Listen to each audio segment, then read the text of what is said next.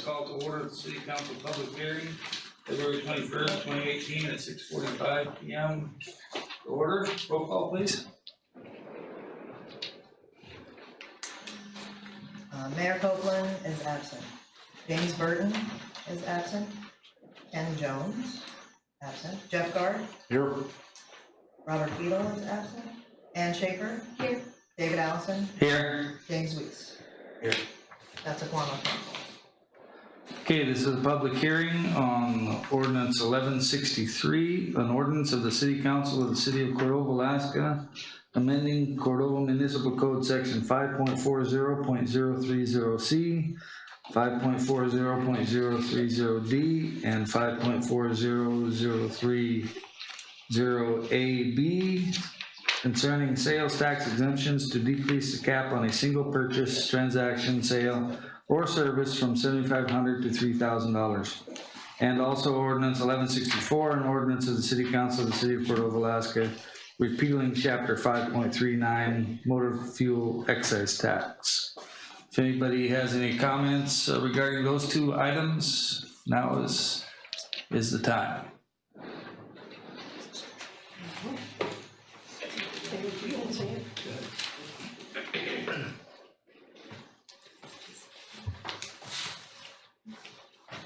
This is just a workshop, isn't it? Yeah, this is a work session. Public hearing. Public hearing, Public hearing.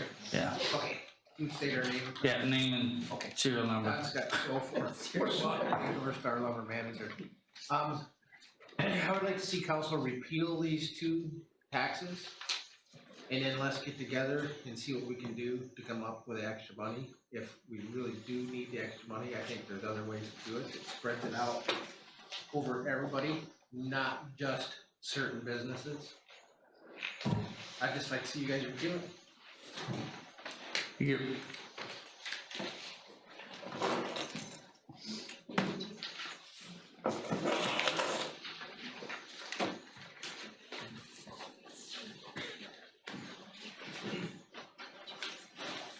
Good evening, Mark Fronifel, 813 Woodland Drive.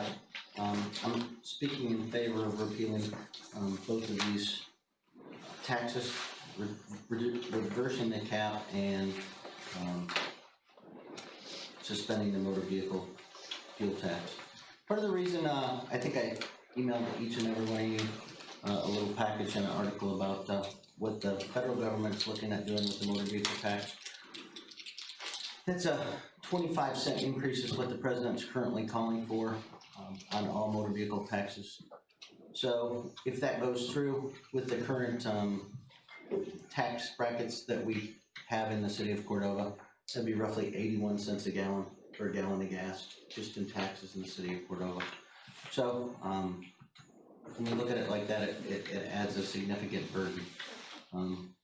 Like Mr. Scott said, I'm willing to work with council in the city on coming up with alternative ways, but currently with motor fuel, it's something that everybody needs, and it's going to adversely affect the businesses that do business in town, so especially the cannabis. Thanks.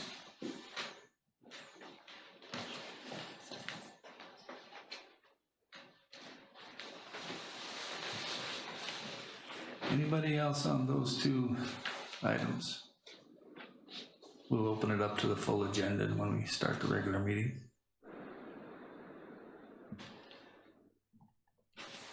No, yeah.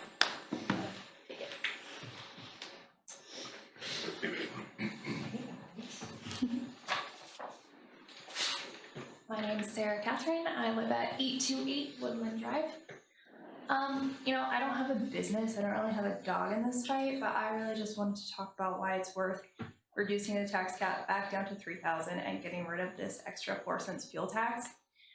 I sat through the last one and I'm sitting here again and I'm listening to so many people articulate understandable reasons why this shouldn't happen, why this maybe wasn't the best choice. Maybe you guys went through with it too quickly. And I was a little disappointed when I heard council's rebuttals that it's either these taxes or property tax, so either way it's coming down to your citizens, even though it was also relevant now that there's an extra $300,000 in a fish tax that wasn't accounted for. So there are other options, and it doesn't necessarily seem fair now that it's all being taken out on the community members when we already do pay a fair share in taxes. But also, it doesn't really seem that it was thought through, or that you communicated with the businesses that it took, that you were taking it out on. And just go into one particular comment that I didn't necessarily appreciate. It was the, well, shoulda, woulda, coulda. You guys, where was the outrage in October when we passed this? And I can say, when it was passed, we were actually in Tokyo. It was a beautiful sunny day, great weather, and it said we were sitting inside in our hotel room waiting for our really slow Wi-Fi to load the council agenda and talking about it. So I don't think that's fair. I think if you have this much community support against doing these changes, I think it's worth, reversing this, bringing back the tax cap, back down to 3,000, getting rid of this fuel tax, and talking to your community and doing it right. It's not saying that maybe this can't happen, but talk to them first, get their opinion, get their support, instead of just kind of surprising this on them. And that's all I really have to say. Thanks. Thank you.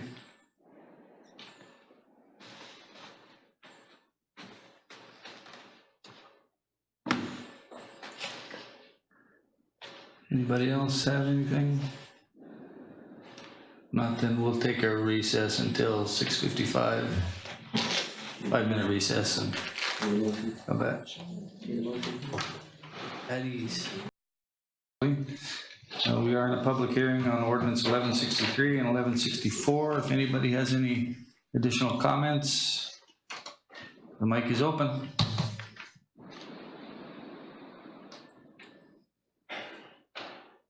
What's on the agenda? This is a public hearing on the two tax ordinances. The tax cap and the fuel tax. It is on our agenda this evening for second reading. And that requires a public hearing. Thank you. There's copies. There should be copies on the table available if you want to look at something. Does everyone look in here?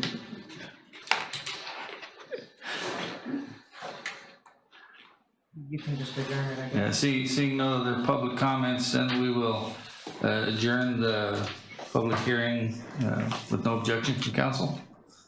Yeah. We'll start our regular meeting here in about 5 minutes.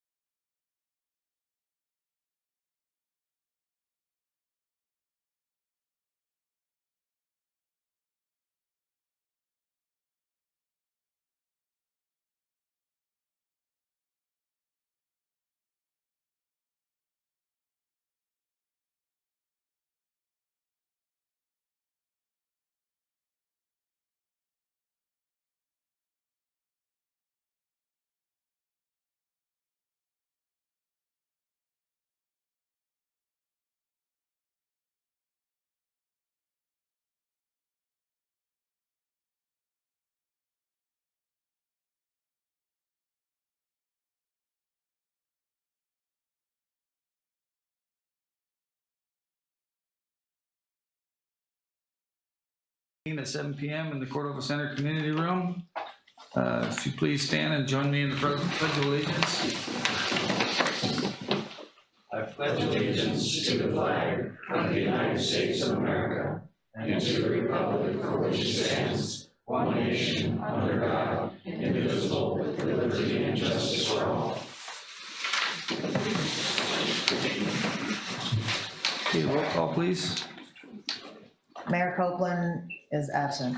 James Burton is absent. Ken Jones? Here. Jeff Guard? Here. Robert Beadle is absent. Ann Schaefer? Here. David Allison? Here. James Weiss? Here. Olivia Carroll? Here. That's a quorum of council. Thank you. Approval of the regular agenda. Move to approve. I'll second. The moved and seconded to approve the agenda. Discussion? Hearing none, all those in favor say aye. Aye. Opposed? Motion carries. Any disclosures of conflicts of interest? Seeing none.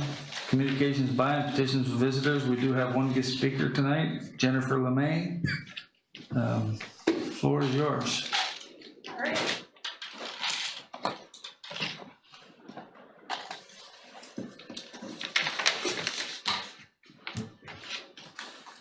Never used one of these before, so we'll see how easy it is.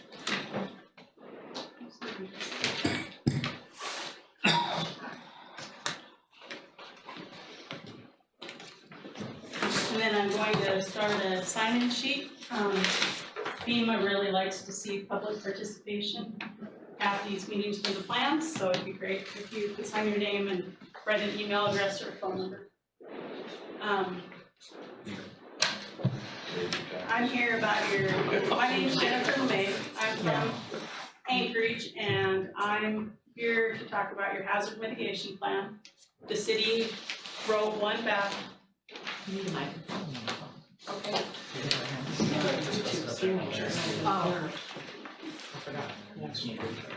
I can give you a handheld mic, or you can, it's up to you. This is okay? Thank you.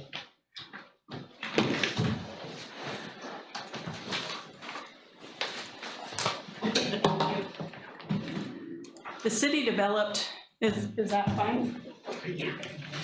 The city developed their initial plan back in 2008, and then the city did its own update in 2013, and the plan will expire this June. FEMA requires the plans be updated every 5 years, and it was very timely that the State of Alaska Department of Military and Veterans Affairs received this grant from FEMA to assist the city in updating the plan. We started work back in November, and right now I'm anticipating that the new plan will be in place and adopted by the city before the old plan expires in June. A hazard mitigation plan is a tool that provides for the future pretty much.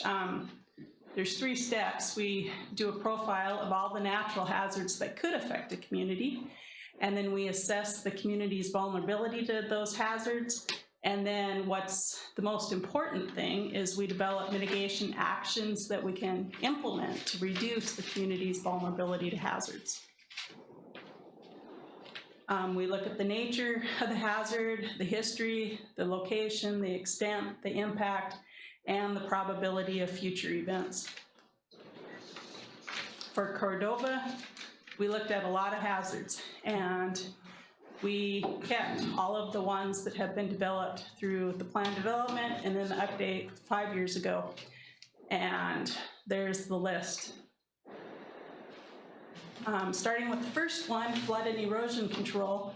The city has participated in the National Flood Insurance Program since 1979. Right now, there are 7 insurance policies in place. And the good news is that there hasn't been any repetitive loss properties for Cordova. The city's flood insurance rate maps, also known as FIRMs, are very new. 2015 is great. For this particular hazard, the vulnerability zone is in buildings and streets near the lake and the river and the hospital. And there's a moderate probability that a flood or erosion could occur. Also in 2016, FEMA, Risk Map, and Resilience Action Partners completed a risk assessment. Their risk assessment doesn't look at all hazards, but it does look at floods, earthquakes, and tsunamis. And this is a summary chart that was presented in that report. It just shows that there's, like for instance, the city of Cordova has 11 properties that, based on the parameters used in their study, could be affected by flooding that could impact $8.6 million worth of buildings. It's just a study of what could happen, doesn't mean it will happen. Goals were developed for flooding and erosion, and quite a few of these have already been turned in, or mitigation actions have been identified to assist with these goals. And quite a few of them have already been in place. Some of them are new to focus on in the future. Most of these were all from existing mitigation actions from the last plan. The design and construction of floodproofing for the hospital would be nice. That would be something I would focus on in the next 5 years. But there's quite a few for flooding and erosion, and it'll be up to the city to decide which ones they'll implement in the next 5 years. For the next hazard, which is severe weather, it was noted that Cordova typically faces heavy snow and high winds, and this hazard has a high probability of occurring, and it would affect everybody. We looked at these 4 goals, and goal number 4 is a new one for this plan update. And just in identifying what equipment now works great to clean up damage and debris from severe weather events, and what would be nice to have for in the future. Mitigation actions were identified. These are the 2 that were added this time around. The other ones have already been implemented. Wildland fire. The vulnerability zone is that it would affect everybody. The probability is low. Just going back into the AIC database, there's only been 8 wildland fires since 1939 to pretty much last year, and only 2 of them burned more than 5 acres of land. And considering we live in Alaska, that is a really good historical record there. 4 goals were developed, and as with what we've seen in other hazards, most of the mitigation actions supporting these goals have already been implemented. Actually, all 3 of them have been implemented, and they are ongoing. The next hazard is earthquakes. Earthquakes have a moderate probability of occurring, and everybody in Cordova would be affected. Again, this goes back to the 2016 risk map study that FEMA conducted, and the table gives an overview of damage that could occur if an earthquake that met the study parameters should happen. Goals were developed, and from these 2 goals here, mitigation actions were updated from what was done in the last plan, and there were new ones that were added, but these 3 were determined to be really good, and basically it's just to continue what Cordova's already doing. Cordova as a whole has been really proactive in their plan, which is good to see. I've been to 23 communities this year, and I haven't seen that in very many. Tsunami, there was a small wave run-up following the 1964 earthquake. The probability is considered low, but everything within the immediate coastal zone, below 50 feet in elevation, would be affected. And the maps are good. DGGS, they're a division of the Department of Natural Resources, published maps in 2014.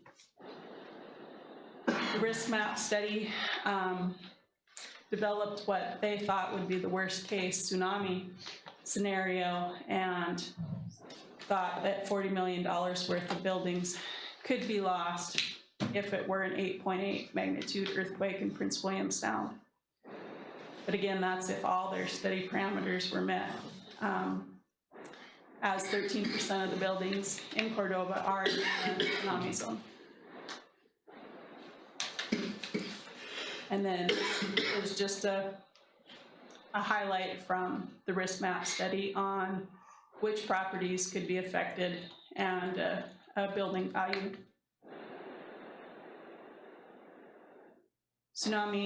Cordova became a tsunami-ready community in 2017, which is great. The inundation maps are great, and really, continuing public education and the EOP plan they're great goals to have, and the mitigation actions were developed accordingly. I know that a grant has been looked at to relocate the police, jail, fire station, state trooper building outside the tsunami inundation area. I'm not exactly sure what the current status of that has been, but I know that the city has evaluated looking at that with DHS and EM. And then we have the heavy equipment and other equipment here too, like we did with severe weather, just to make sure that Cordova has all the equipment it needs. So that'll be something to discuss in the next 5 years and take a look at. Another hazard is avalanche and landslides. There's 3 areas right now that are prone to avalanches in Cordova. And the city has an MOU with the state of Alaska for monitoring. This hazard has a moderate probability of occurring, and I'm sure everybody's very familiar with the potential areas of town that could be affected. 3 goals were developed, and it sounds like Cordova has made great progress in educating the public about what could potentially happen. The main thing on this list, and it was also on the list in 2013, would be to map the landslide zones and see if maybe Cordova could fit into a Department of Geophysical and Geological Survey project. Volcanic ash is something that affects a lot of communities in the state, just because we have 41 historically active volcanoes, and it really just depends on what direction the wind is blowing. It has a low probability of occurring, and the vulnerability zone would affect everybody. And the only goal is just to increase public awareness, and Cordova has a policy that the community would shelter in place. And there's just activities that will be more prevalent leading up to the 2019 Alaska Shield exercise, but it sounds like there's masks in place, and the community's already given this a lot of thought, what they would do should volcanic ash be an issue. Climate change, it's typically what we've been hearing around the state is warmer weather, there's more extremes, and in Cordova's case, the snow apocalypse. If anybody has any specific input that they'd like to share, that'd be great. And then Cordova's unique in that it has this catch-all hazard, and all these bulleted items are included in this potential hazard, which has a low probability of occurring. And I did not go into the vulnerability zones just because each and every one of these bulleted items is different. But we developed goals for these, and I went to the EMO luncheon at 1 today, and it just sounds like there are a lot of activities occurring, and it sounds like Cordova is very prepared and has plans in place for in the event that whatever happens. And as far as the mitigation actions, all 4 of these have been implemented already, and they are ongoing.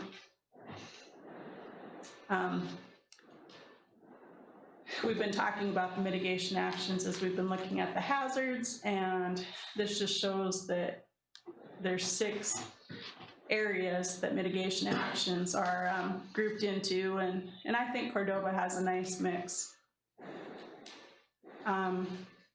Remember that the hazard mitigation plan is only a plan, and it's something that the city planners will be looking at every year to see if progress is being made, maybe new mitigation actions should be added to the list. Maybe there's some that just aren't going to work for whatever reason, but it's just a good idea every year to take a look at progress or lack thereof and document it, and then 5 years from now, it'll be time to update the plan again in 2023. And there's forms that'll be in Appendix E of the plan to help in just identifying progress. We're pretty much to the end of the process now that we started back in November. Tonight's meeting is the second one in the community, and you can comment on the plan. You can either comment tonight, you can email me comments. The plan has been on the city's website for a while now. I've had people ask me to email them copies too. You can give me a call.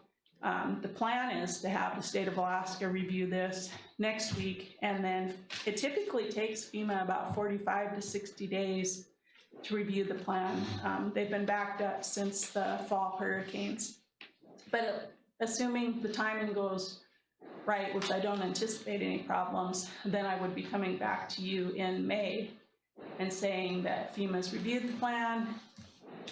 Usually comments are minimal, sometimes there are no comments, but once those are incorporated, then we look for the city to adopt the plan, which is usually just done by resolution. And then the new plan would be in place before the end of June when the existing plan expires. So, are there any questions? That was a really quick summary of an in-depth process. Does anybody from council have a question? Anybody from the public have questions for her? I see none. Thank you very much for your report. Thank you.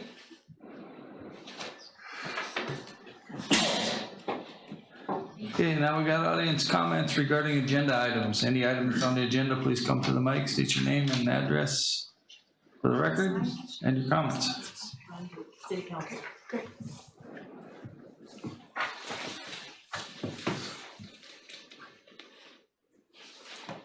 Good evening.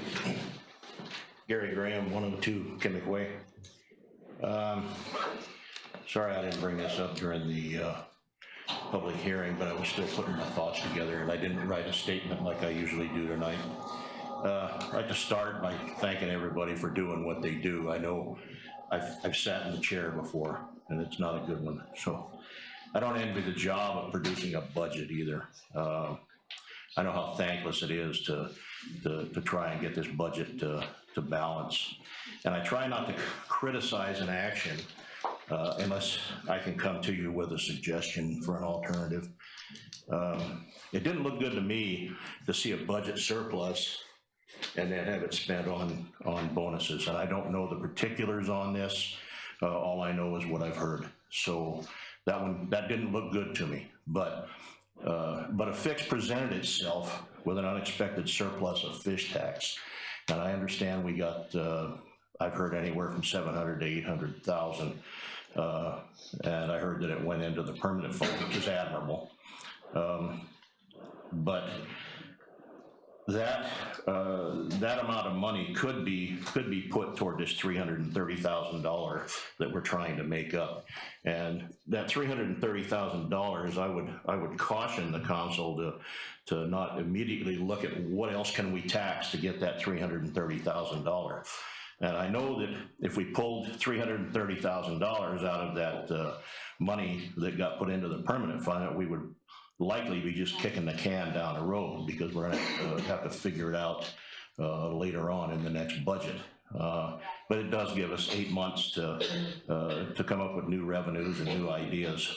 And like I said before, new taxes should not be the automatic cure for a budget gap, especially property taxes, the most regressive tax there is. Much of the payment for this new tax in Ordinance 1164 ultimately will be paid by the fishermen. It's passed on by the processor. There it stops, because the ultimate buyer will only pay so much for the product that they're selling. And we all know how that game works. So I would urge you to make up the money by going and pulling $330,000 back out of the permanent fund that went in there on this fish tax surplus. Thank you. Thank you, Gary. Just for clarification, though, it did not go into the permanent fund, it went into the general fund. The general fund reserve, or so it is in Semantics, it's in the general fund. It takes 4 votes to get it out. Yeah. Permanent fund takes 6 votes to get it out, or 7, counting the mayor. Oh, okay. Well, like I said, I wasn't totally informed. Yeah, no problem. Just so you're clear. Yeah, thank you. Any other comments from the audience?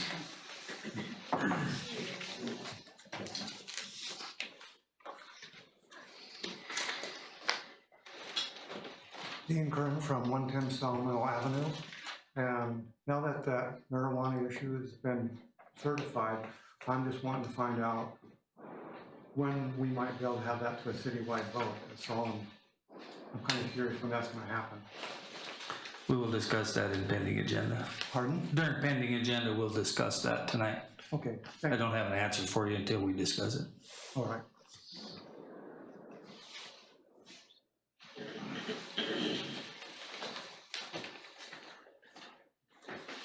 Hi, Tom Baylor, 304 Upper Inlet Drive. This is in regards to the minutes on page 17, your draft minutes. Under Tom Baylor, there's a sentence there that says, he accused the city of leaving public information out of council packets. I didn't accuse you of anything, I stated the facts. That was that letter from Cop River Seafood that went to the Planning Commission, which was part of their decision-making. It was also a landowner that was within 300 feet of them, so they are notified, they're asked to give input. So that letter did not go into the planning and zoning packet, the minutes. It did not come forward to you guys. Some of you guys had it. It did not come onto the council packet and was not here for public information. And again, when you want public comment, you should have all the information for the public to make those comments. So you can say what you want, but I didn't accuse you, I pointed out the fact. So I'd like to see those minutes get corrected, if you would. Thank you.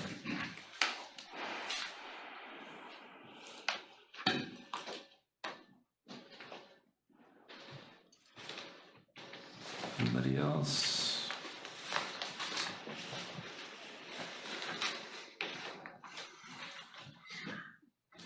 Good evening, Mark Freifel, 813 Woodland Drive.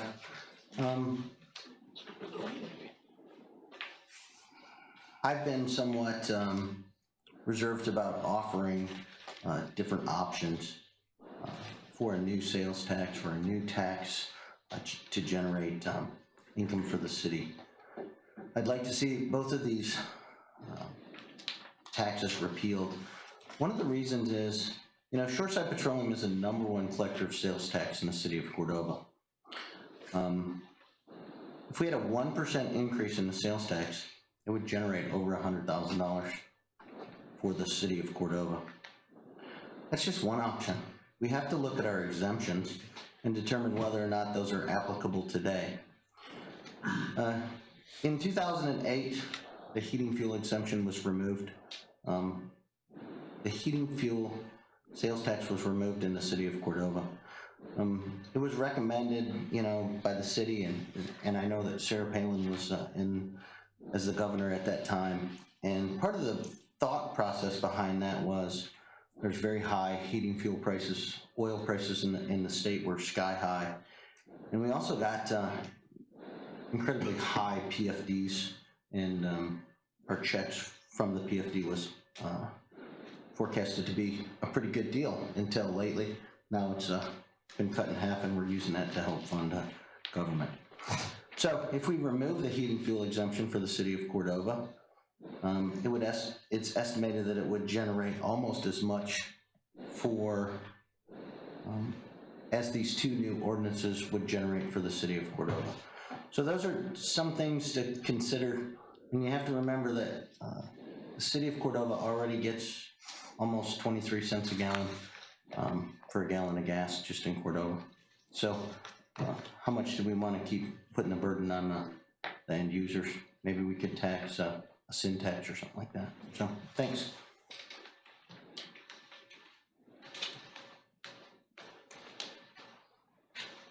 Anybody else? Going once? Almost got it. Kristen Carpenter, 507 4th Street, and I wanted to just urge folks to, what is the right way to say it? I guess not to repeal ordinance 1164 with the, and to say keep the motor vehicle excise tax in place. I know nobody likes new taxes, and it's not a popular thing, but I think one of the reasons this one, if I maybe I'm mistaken, but one of the reasons this particular revenue source was considered was that this is a way to reach people who come here during the summer. And the other things that have been talked about, like the heating fuel tax, is gonna reach us again, who live here. And if we wanna broaden the tax base, I think the point is to look for sources of revenue that reach people who are coming from out of town. And that means having to have something like that that's going to be contributed to or paid by folks who are here just during the summer. And I also feel like it's just like what's happening at the state level. I don't know that we can cut our way out of this budget problem. There's always going to be, and nobody's going to be happy with whatever revenue choices you make. But as a community, we have a lot of services that everybody benefits from, and for a few $100 more, I mean, it's going to come out of my household accounts. I realize that. I did the math. 4 cents a gallon, I think, is a few $100. But we can't cut our way out, and we're going to have to find revenue from somewhere. And I think about the times when people say, we should run government like a business, which I think is laudable. But businesses reinvest in their plant. And if you don't have money, if you want to run the city like that, like a business, we need to reinvest. And we're asking people to do so much with such minimal equipment right now, especially in the streets department, I think. And I guess I would just say, could you see yourself trying to do that job? Would you take that job? Would you try to do what we ask them to do? And just keep that in mind, what it is that we're asking the city to do. And so I'm urging folks to keep that excise, that motor vehicle excise tax in place. And I just think we need to, yes, the raw fish tax came in higher than anticipated. There will be a year when it comes in lower than anticipated. So it doesn't pay, I think, to just plan on a year-to-year basis. We need to be planning on a long-term basis. So I would say it's a hard choice. Not everybody's ever going to be happy, but I would say keep the motor vehicle excise tax in place. Thank you.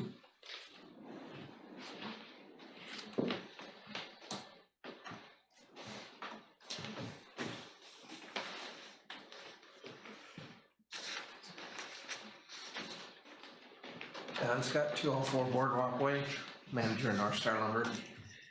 On the sales tax cap, it's pretty disheartening when you look on Facebook and see people going to Anchorage, advertising going to Anchorage to pick up lumber and materials to fix their projects. That's hard. Nobody ever came to me for a bid. They saved 6% right off the bat by going.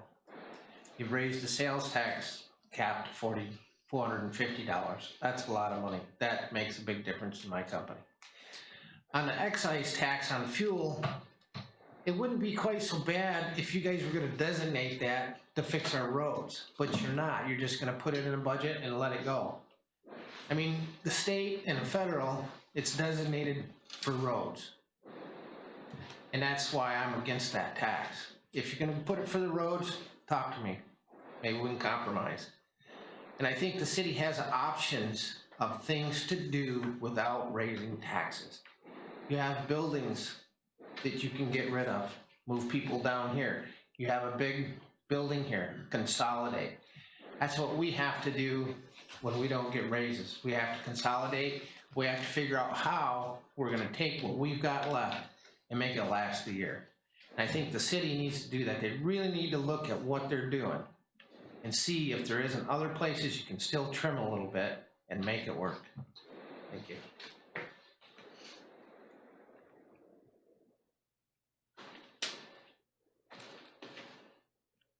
Any other public comments? Going once, twice. Okay, move along then to chairpersons, representatives, boards and commissions. CCMC Advisory Board has a budget in our packet. Do somebody from CCMC want to come up and?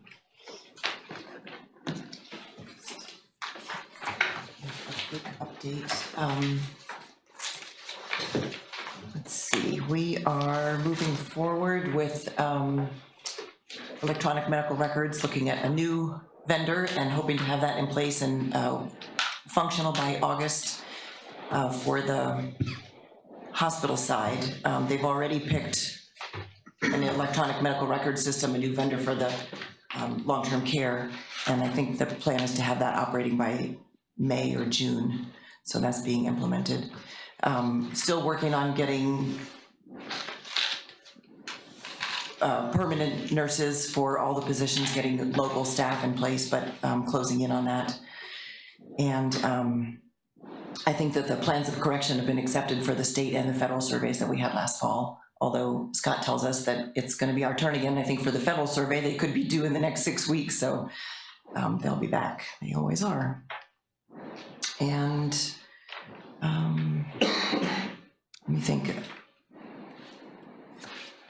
Scott's doing a lot of work around just trying to get financial record keeping systems in place. We're using a new payroll processing service. They've got some kinks to work out on that.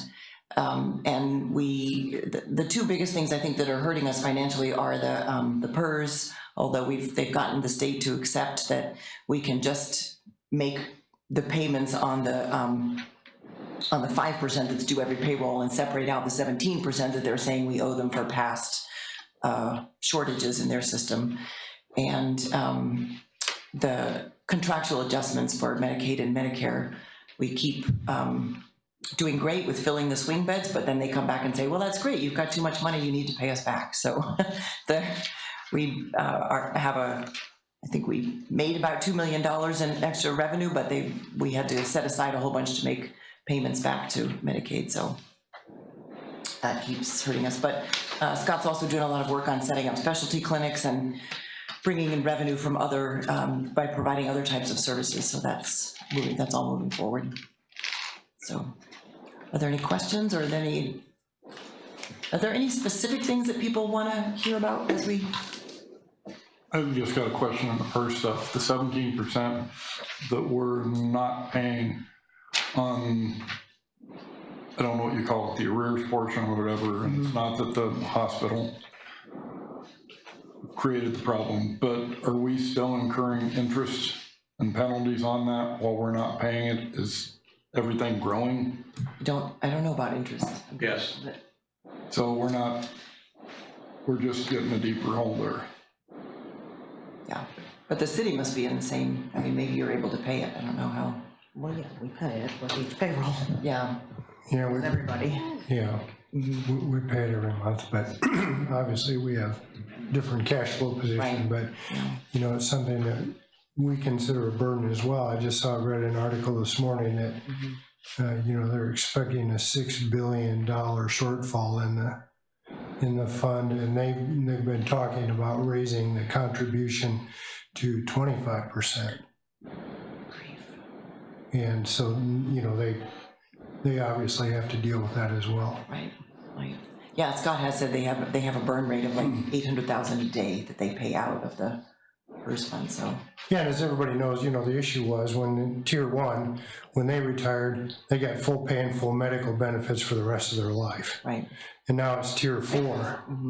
And even though we pay a higher rate, you know, if you get 50% and so the system has changed considerably, but to make up that deficit, I don't know when the legislature passed that deal, but every community signed on to that, and we have a minimum amount that we have to contribute annually.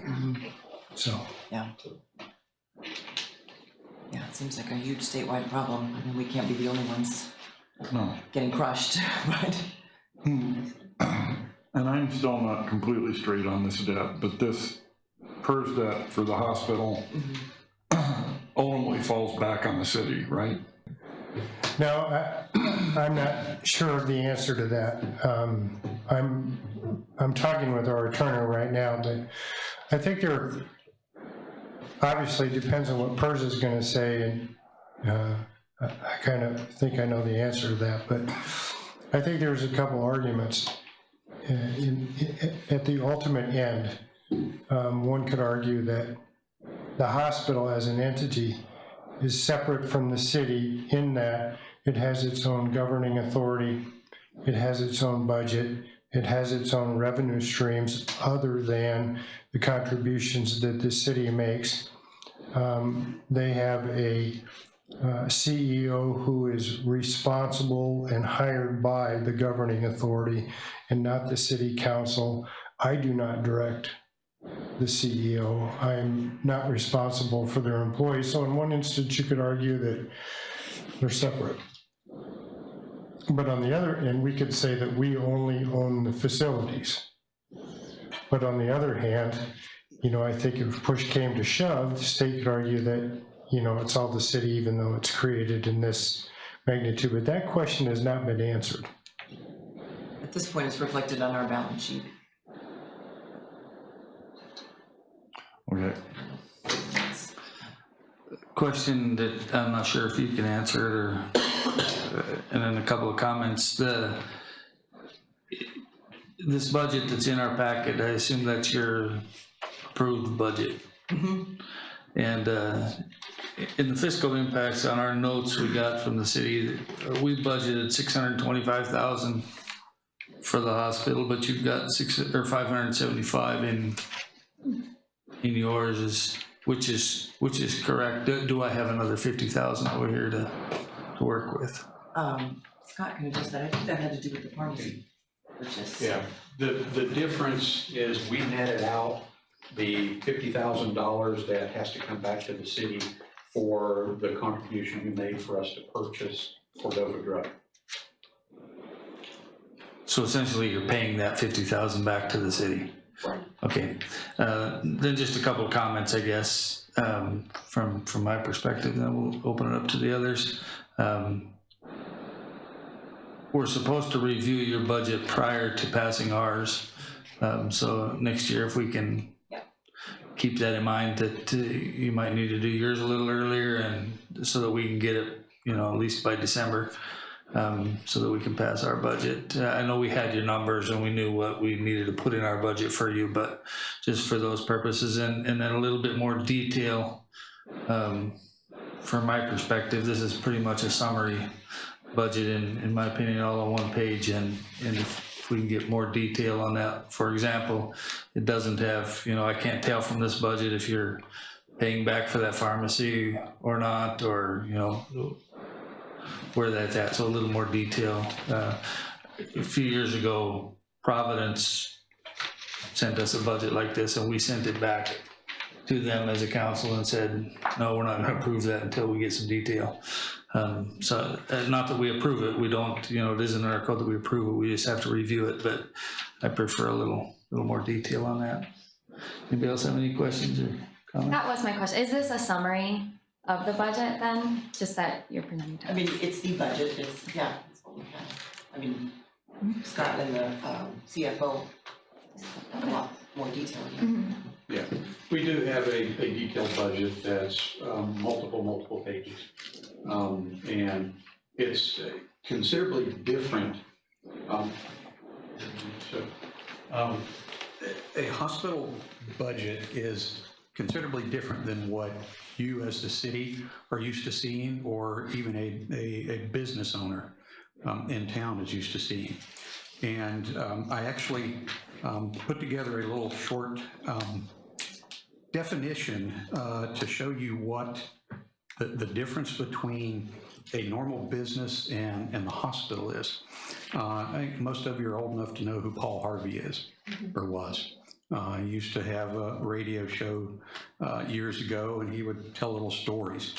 Well, he did one a couple decades ago, actually, on what it would take to run a business like a hospital. And I actually had a copy of that years ago and lost it, and wished I could have found it. But actually, a couple weeks ago, another hospital CEO down in the lower 48, he came up with a story on trying to explain what it's like to run a hospital, and to say, if you ran a grocery store like a hospital, here's how it would work. So let's say today's the first day for you on your job as the new checkout cashier at this grocery store. So you get there and you notice there's 4 people lined up at your checkout counter, and they all have their shopping carts full of everything. So customer number 1 comes in, and she's gathered about $100 worth of groceries. And then when she comes up, she says she has a coupon that covers all of those groceries. So you're a little confused, you don't know what this is about, so you talk to your manager. And the manager just frowns and tells you that your grocery store is powerless to make that customer pay the actual cost of the grocery because she has this coupon.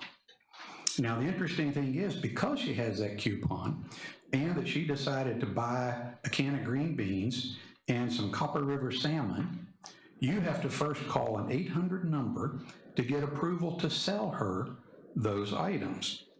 So you're on hold for 30 minutes or so, and a representative finally comes on the phone and tells you that the coupon that this customer has will only pay you $50 for her groceries that she's getting, even though they cost you $70, that was your cost to it. And you cannot charge that customer the difference. That's an example of how a hospital has to deal with a Medicaid patient.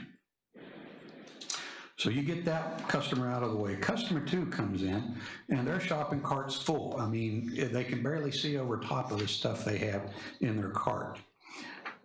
That customer actually stayed in the store longer than 2 hours. So the rules are now that they can take as much food as they want and pile it into their cart, and you can only charge them $90 for everything they put in there. And you figure out about 30% of your customers are able to pay for their groceries by the cart. So you're hoping that an equal number of appetite-suppressed customers shop at your store, just as many of the hungry people that do, just so things will balance out for you. For this same group of customers, if your store spent any money on advertising, legal fees, or just educating the community about what your services are, those customers, if they shopped in the canned foods aisle, for example, they can then deduct those expenses that you paid for those advertising fees and everything, because they don't think your store should spend that kind of money on those types of things. In addition, if you allow your customers to use the phone in your store to make local calls as a convenience for them, you must then conduct an audit of your telephone bill to determine what portion of your phone bill is attributable to those local calls.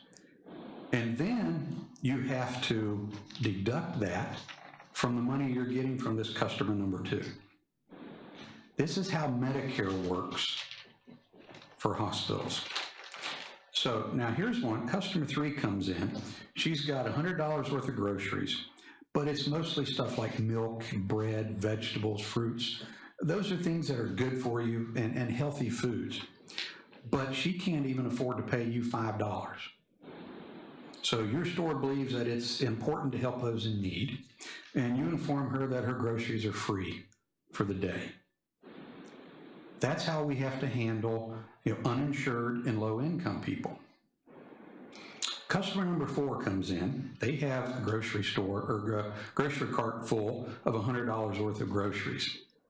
You've been instructed that you're supposed to charge this customer $140 for that shopping cart full. And the reason why is because those other 3 customers didn't fully pay their bill. So you've got to make up for the difference there. So this customer pays you $90 up front. And then you must collect the remainder of that money later on. You've got to bill this person. Typically, you have to wait 60 to 90 days, sometimes even longer, for your payment. These customers that you're now overcharging, they get madder and madder, and several of them are now refusing to make up that difference. Some of them even launch a media campaign on Facebook to put pressure on your supermarket to lower your prices too. This is an example of how we deal with insurances at the hospital. So you can see from these examples that it's really difficult to comprehend how a hospital functions from a financial standpoint and how the services are paid. Regardless of their ability to pay, though, every one of those customers deserves remarkable service from highly educated and skilled professionals. And that's how we come in as the hospital.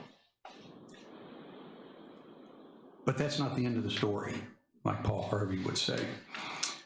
18 months later, you get a call from customer number 2 up there, and they decided, because they had reports that you had to fill out after the fact, they feel like you actually got too much money from the other customers, so they're going to take $30 back out of that $90 that they paid you. That's what happens to us in the hospital world. Kristen mentioned that about the contractual allowances. Because we increased the revenue that we got from non-Medicare sources last year, we're going to have to pay Medicare back $600,000 because we did good for other customers and other patients. So it's a complex system, and I know it took way too much time here, but the budget process for the hospital is extremely complex, and I'll be more than happy to get you any other information that you want. So any other questions for me?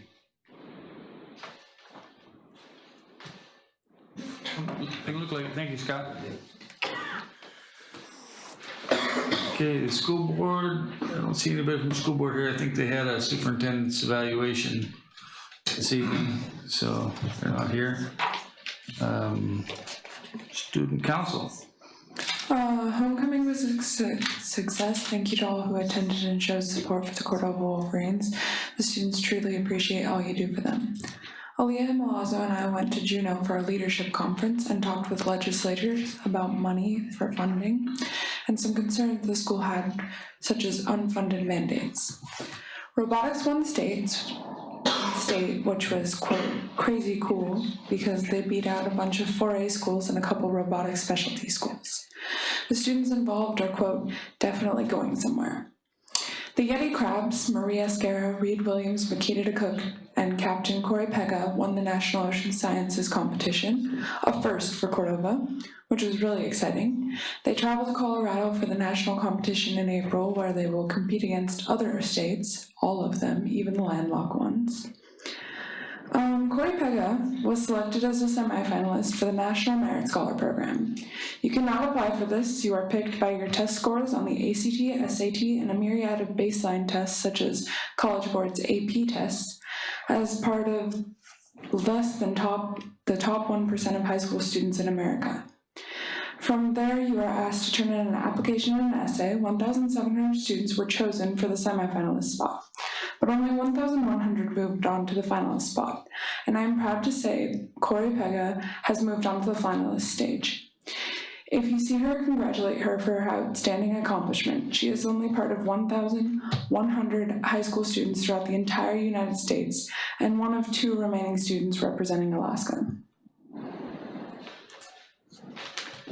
Very nice. Any questions for Olivia? Thank you, Olivia. Okay, council, the consent calendar is before you. Okay, on the consent calendar, Robert Beadle is absent. Ann Schaefer, Yes. James Weiss, Yes. Ken Jones, Yes. David Allison, Yes. Jeff Guard, Yes. and James Burton is absent. The consent calendar is approved. Approval of minutes.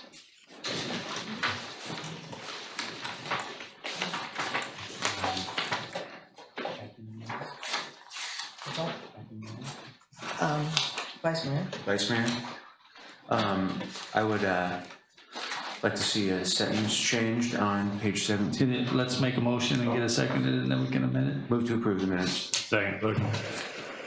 Okay, James? I would like to see a sentence changed on page 17 of our minutes, under Tom Baylor's comments. He accused the city of leaving public information out of the council packet. I would like that stricken and replaced with, he stated the city left public information out of the council packet.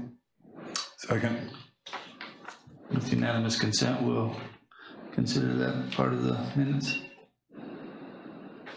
Any other comments on the minutes?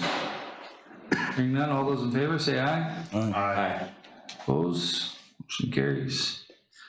We don't have any bids. Officers report, mayor's report, it's listed in your packet. The mayor is in the middle of butchering a bison today, I believe. He was bison hunting in Delta. He was gonna call in, but he was in the middle of taking care of that. We have a report from the PISWAC representative. I don't know, Tom, do you have anything to add? Is Tom still here? Do you have anything to add to? No, that's it, and then we've got their big meeting is March 2nd in Anchorage, so we'll probably have more information after that. Okay, thank you.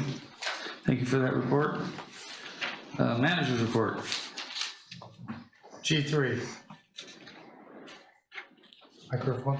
oh. What is it, B or A? You should be able to turn that right on. It's on. It's a B. It's room B, wireless mic, what number? G3, EW100. No, right? It's room A. Room A? Room A. What mic number? Like number 1. Thank you. Room A. I was looking on the electronic thing, not the band on it. Okay, see if it works. Yeah. Did you push the red and hold? Oh, it's good, it's good.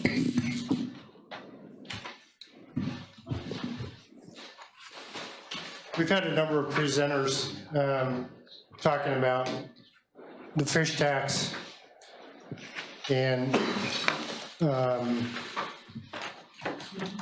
general fund. So I'd like to give a quick visual here. Typically, you think bucket in, bucket out, funding, and what goes in must come out, available to you for funding. But in terms of cash flow, that's not quite the way it works. Right now, we have $7.75 million in the general fund.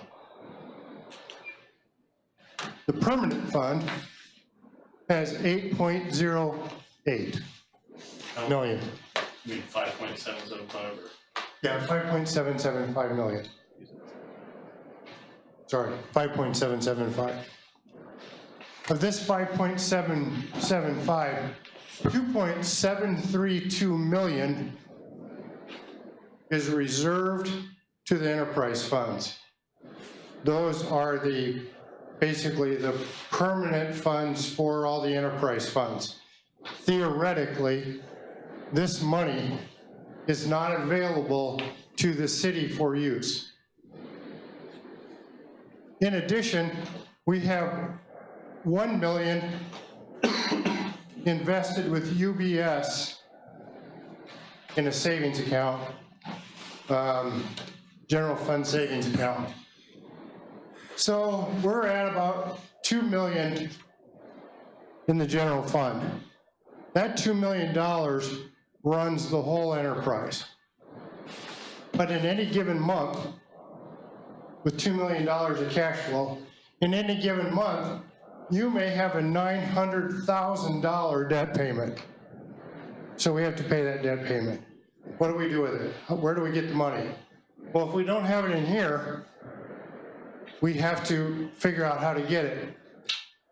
So that's why it's important to have this level of cash flow available to you. Last fall, our cash flow was down to about 1.3 million. We were actually juggling bills as a city. We were trying to figure out, we were doing the same thing that a lot of people do in their own lives. We were paying some bills in the month and waiting till the second bill. Because we only get 2 really big revenue generators at a time. We get the fish tax in October. We get the property tax, comes 2 times a year, April and September. August and October. August and September. And then we get sales tax, and those are really defined by quarters. 2 really bad quarters, 2 really good quarters. So we don't have a consistent monthly income. So when we got $700,000 in fish tax, it didn't improve our revenue, our city revenue. What it did, that $700,000 backfilled our cash flow, which we were short on. So it's not a revenue piece for us, necessarily. Now with the strategic plan, and you've heard me say this over and over and over, we've tried to develop this plan and use that plan to guide us in the future. We have our fish tax number we went from 400 based upon, I was new advice at the time. We've corrected that for this year to 800, and maybe we'll correct it again next year to 900 or whatever the number is. But it's not prudent from a financial planning standpoint to spend every single last dollar you have. We've lost $250,000 from the state in debt service reimbursement. We lost $750,000 in timber receipts. $1 million. In addition to some other downturns, that's what we had to do last year. So last year, we cut $700,000 from operations.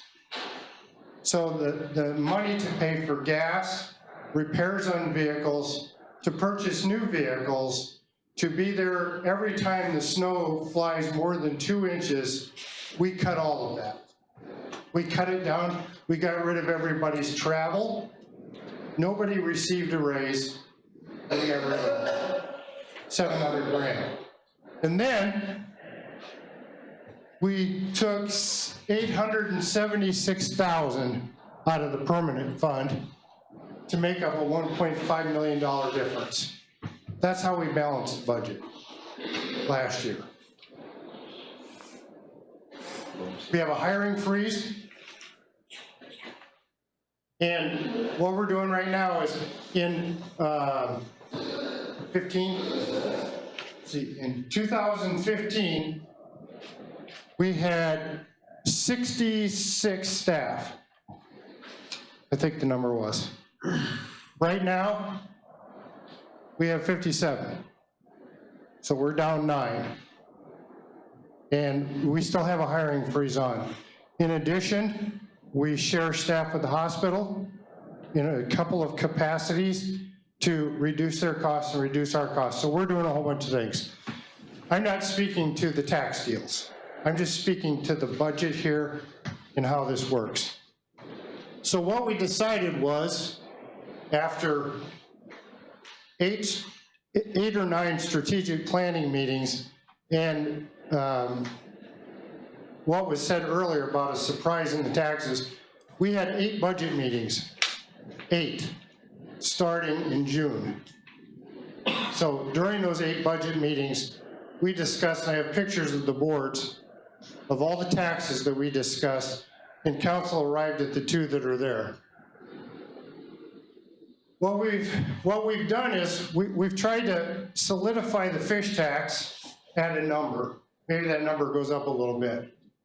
We have our sales tax at a number, 3.5 million, and we've committed to holding property tax at 2.533 million. That's 12.36 mils. It went up slightly last year. If the evaluations come in as expected, as we've been told already, this number will remain the same and your mill levy will go down. That's the plan. That was the plan from the beginning. So that's how all this works. In our 10.374 million budget, it was 10.294 in 17, and it's 10.374 for 18. It's only a difference of $80,000 higher. That's it, 80,000. We have held medical insurance costs steady for 4 years. We've not seen any premium increases, and we've remained steady in that. Now, this budget at 10.374 million has almost all the overtime out of it. The travel is reduced to 1 trip a year for anybody. There's no purchase of capital, no purchase of vehicles except for one. One just burned up this weekend, so we have enough money to buy one. And no facility and maintenance repairs. For example, both boilers are out at the fire department, police department. Both boilers are done. So we've got to buy new boilers. I don't have a line item of $12,000 in it to buy a new boiler, okay? So at 10.374 million, I apologize for taking so much time this evening. At that number, we supply 1.5 million to the school district. We asked them to take less than they've gotten previously. We have $2 million that we pay every year in debt on notes that we've borrowed. Those will last at least another 20 years. That number will go down about $10,000 a year until it really starts picking up the principal, then it'll go down faster. And we've budgeted $600,000 for the hospital, so 4.1 million there. We support other entities. Plus we do the chamber for about 70,000. We do the resource center for 20,000, and we do the community college for 10,000. About 4.2 million total we give to other entities that come out of that 10.374. So when you look at us, we're only a $6 million government. And we have $30 million in infrastructure for the city. We have $30 million worth of infrastructure for the harbor. And we have about $15 to $20 million worth of infrastructure for the hospital. if the city at the end of the day can't pay the bill, then we have additional problems. School wants more. They said, you know, we'll try to work with you and live with this temporarily, but we need more than this based upon their numbers. Got a gym floor that needs to be fixed right now. Hospital, typically we've been giving them, supporting them with about $1 million a year, sometimes 1.2, based upon things that are broken. So what I'm trying to point out is that in any scenario, you know, you hear, oh, you can do this different or you can do that different. It's a pretty narrow window. And the margins are extraordinarily tight.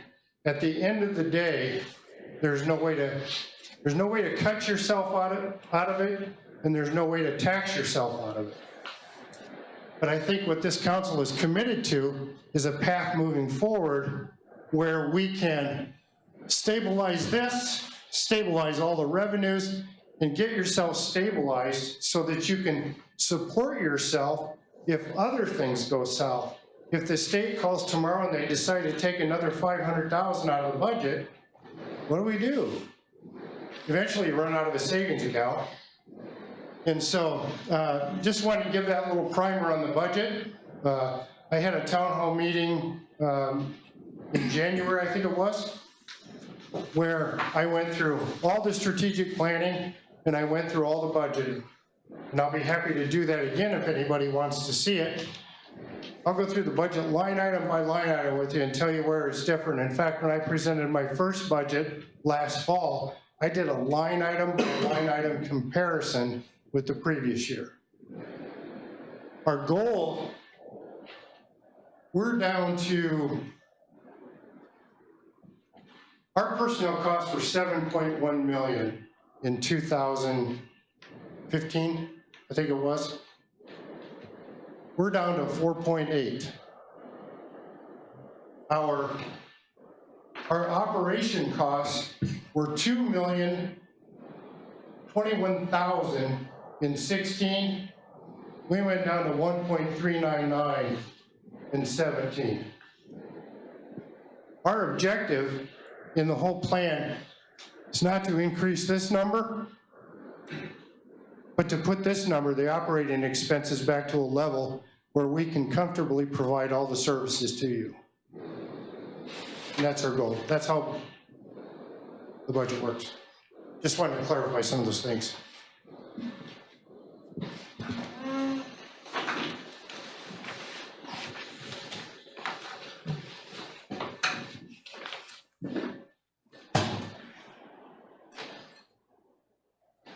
Anything else, Alan? No report? Sorry for the length of time. No problem. Clerk's report? Lately, there's been a lot of correspondence, and sometimes people just email straight to you guys and not to me. So I appreciate when one of you has been sending it to me just so that we can also make a packet. And Ann did that recently, and I think Mr. Allison has done that recently also. So I appreciate that. And I encourage the public, when they want a letter to mayor and city council, to address it to mayor and city council, and then it will also make the packet. And I'm consistent in that rule, because if I start giving you guys things on a certain item that happened to have been addressed to the planning commission, well, then I'll be accused of favoritism if I don't do it every time. So I think people understand that many times if an issue is before planning, they send a letter to the planning commission when it's there.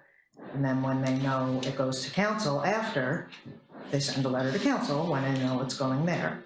So the public's usually good that way, businesses and members of the public, and I will continue with that process.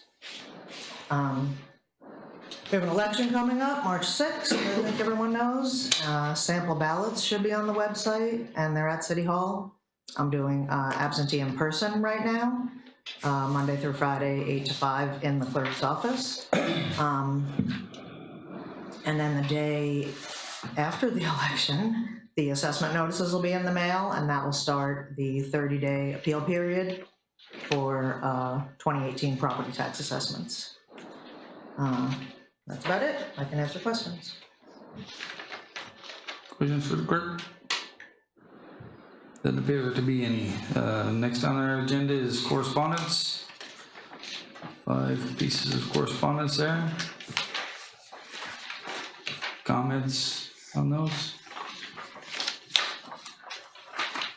Seeing none, then it'll take us to ordinances and resolutions. Our first ordinance, item 17 in our agenda, is ordinance 1163, an ordinance of the City Council of the City of Cordova, Alaska, amending Cordova Municipal Code, section 5.40.030C, D, and AD, concerning sales tax exemptions to decrease the cap on a single purchase transaction sale or service from $7,500 to $3,000 on second reading. Mr. Vice Mayor, I move to approve ordinance 1163. Second. Been moved and seconded, just for clarity, this ordinances on second reading require 4 votes, a majority of the entire council, not just a majority of who is here. So this will take 4 votes to pass. So with that, the maker of the motion, Mr. Jones? Yeah, I've spoken on this many times, and you know, I feel like there was some new information that we found out after we voted these taxes through, as far as the fish tax revenue that came in above and beyond what we budgeted for in 2017. I appreciate the need to improve our cash flow position. However, in the strategic plan, it was pretty apparent that council's objective was to save about $300,000 a year. By, you know, the 10-year average on fish tax is 1.1 million, and we set the number at 800,000 with the goal of saving 300,000 a year. Putting away the total amount of 723,000 of excess fish tax, while placing more burdensome taxes on business and individuals in our community, I feel was a mistake when we could have just balanced our budget with the extra fish tax, still accomplish our goal of saving and increasing the revenue, or increasing the cash position, while holding, you know, the tax burden down as to try not run business out of this town.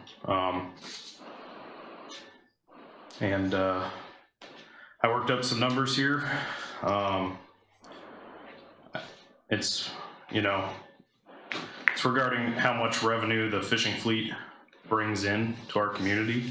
In my opinion, these taxes were targeting the transient fishing fleet. That was pretty apparent through the whole process. Everybody wanted to broaden the tax base, not just put it on the property taxpayers or the citizens of Cordova. That's why we didn't look at the home heating oil. You know, we looked at it and we decided not to do that because it would hit the people that live here in the winter. You don't really spend too much on heating oil in the summer months. So that was why this was pushed forward. However, you know, currently the harbor brings in 1.35 million in revenue. That's directly from the users, directly from the fishing fleet. Of that, 21% of that harbor budget goes to the general fund and to other city entities. You got 180,000 administrative fee that the harbor department pays to the city. That just goes into the general fund and is spent. You have $90,000 that goes to the refuse department for the harbor dumpsters that the entire community uses, and $15,000 in water. So you know, I've heard in the past people want to say that the people come in the summer, they don't pay for the infrastructure that they're using, and they just, you know, they take advantage of our taxpayers and use our services and then just leave. Well, if that was the case, you wouldn't have $2 million during, so you have 60% of your sales tax or more, if 70% of your sales tax happening in the summer months. you collect $1 million per quarter around the fishing season, and then collect $1 million for the entire 6 months during the winter. Those people are coming in, they are increasing the economy in this town, they are paying sales tax.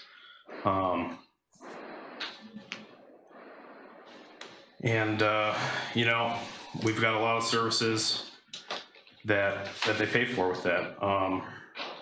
We've heard from businesses the whole time. I've heard other council members say that, well, why aren't you here? Well, they were here. They were here. We had 8 meetings. We've had 12 meetings by now. They were at all of them. I've heard it at every single meeting, how these taxes are going to adversely affect their businesses and run business out of this town. $450 in sales tax, that's a ferry ticket. You can fit a lot of groceries, a lot of building materials. You can fit a couple boat engines. You can fit a couple gill nets, all into the back of a pickup truck and go on the ferry.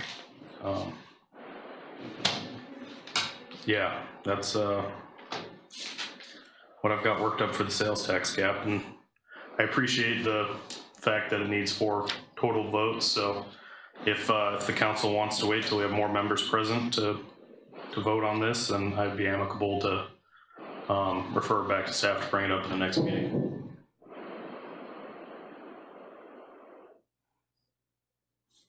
Okay, thank you. James, a second? Yeah, I was a second, that was thorough.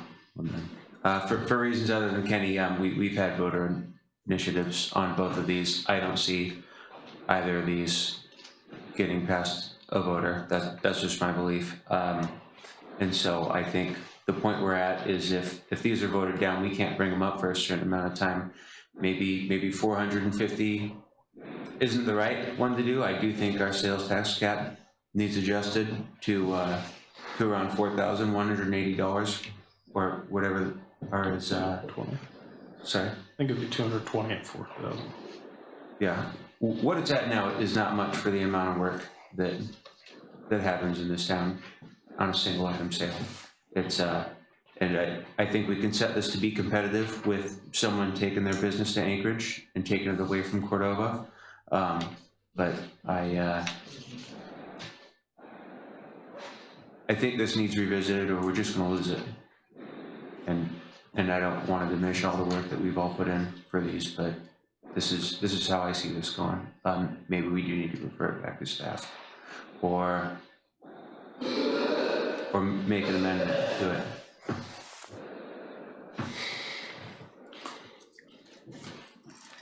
Go ahead. I'm not in any way, shape, or form in favor of trying to drive any business out of town. But we all see the reality of what we're dealing with. I do not want to see Cordova end up like Kansas. I don't want to see us brown-backed. The schools there used to be great schools. They're trash now. Their infrastructures and highways are junk. Right now, with what we're generating for doing stuff, we look at the harbor down there and we've got terrible problems down in the harbor. I mean, I know that the fishing fleet and users here are leaving money, but for the amount of infrastructure we have here, we're not keeping up with it. Last year, we took just shy of $1 million out of the permanent fund. However we want to do this to raise enough money to get us on an even keel, I'm fine with.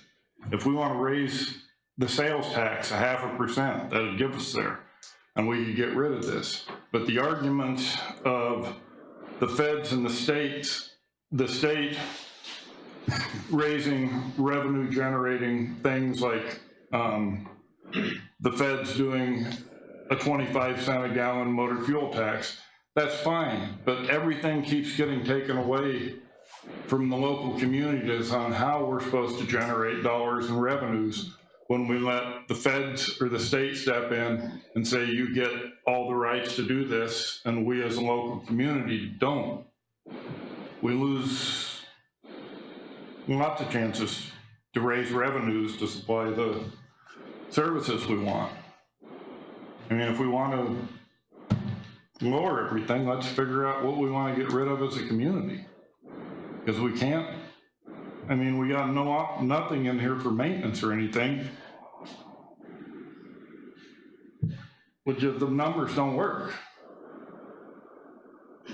So that's where I'm at on this.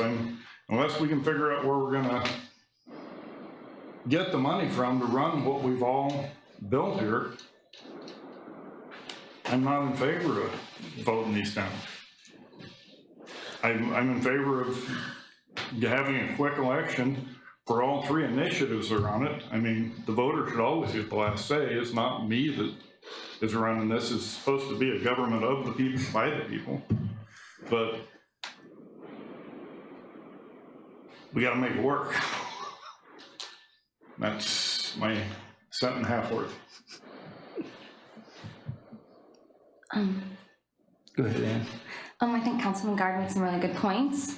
And I also am generally not in favor of getting rid of the tax cap if we don't have a good way of funding the government. And it's because we've cut so much at this point that we can't cut our way out of it. We need to think longer term, which I think was part of that whole strategic planning process, was coming up with a 3-year plan. Like, where are we now? Where do we want to be? And these are the steps we're going to take to get us there. And so I think, like, that was the whole point of the strategic planning process. And if you're not going to let the plan or, try and see how it works, then there's no point in doing a planning process if that's not how you're going to operate. I mean, so we can just budget year by year, but we've seen, like, in the situation we're in, that doesn't work, obviously. So I'm in favor of keeping the sales tax cap, but I'd also be willing to compromise because, I mean, we've heard from some local businesses that this might, put an undue burden on them and it won't make them competitive with Anchorage prices. So, I mean, with the tax cap, maybe we can come up with a compromise, and maybe 7,500 was too big of a jump. And so, I mean, maybe we could set it at 5,000. So, I mean, it's gotta hurt both of us a little bit for it to be a compromise. So still generate a little bit of money, but it wouldn't be as big of a burden on businesses.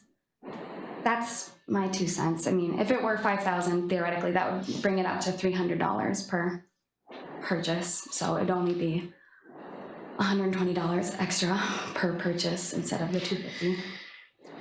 That's my ideas. Okay, well, I guess I'll take my turn now. I would agree with just about everything that's been said. Nobody likes taxes. I think our goal when we did this in November was to spread that burden amongst as many as we could.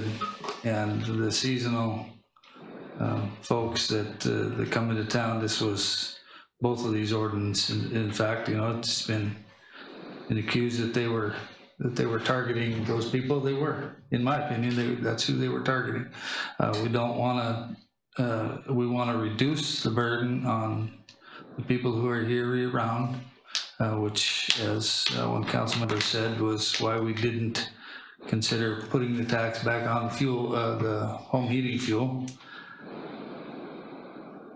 I have stated here at this table before that I'd prefer there to be no cap and have some key exemptions. We had testimony from the public that there is abuse that goes on with the $3,000 cap, combining things and putting things in and to get above that cap so that they can reduce their overall sales tax. I would be in favor, as I stated when we passed this in November, of an exemption for the building permit, for building permits for building materials. I would even forego the $150 on if a building permit is attached to it. Certainly then that gives us information that we can get for our property tax rates, although not all building permits will increase the value of property. Most have something to do with that. And it gives our, we've been told that raising the cap gets rid of people's incentive to get a building permit. Maybe maybe exempting it completely would do that. I have no problem ever allowing the public to vote on an issue, as long as an effort is made by both sides to educate the public on what the facts are surrounding that.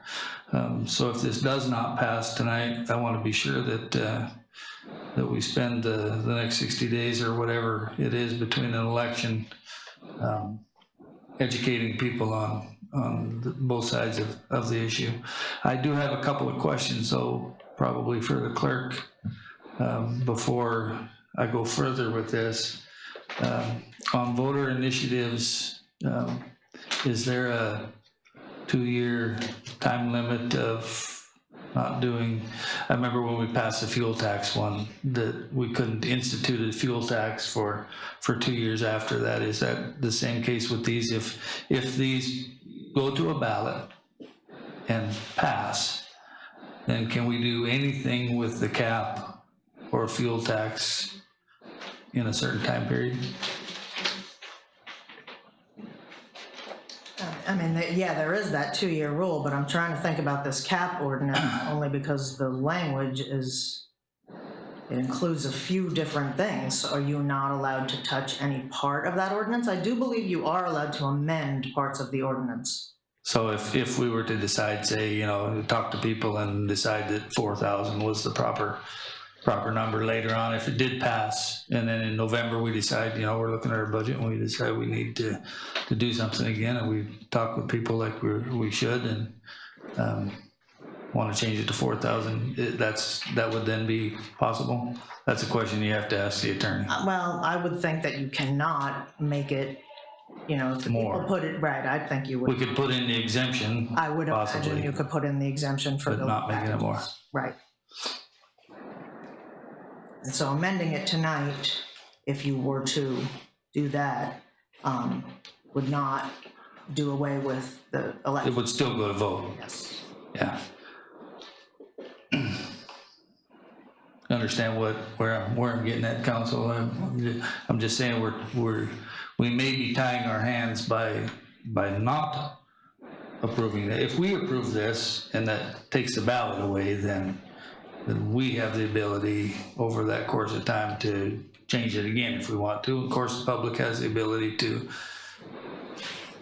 petition that or initiate that again at that point. But if this goes to vote and it passes, then our hands are tied for, I believe it's 2 years in doing anything along those lines. So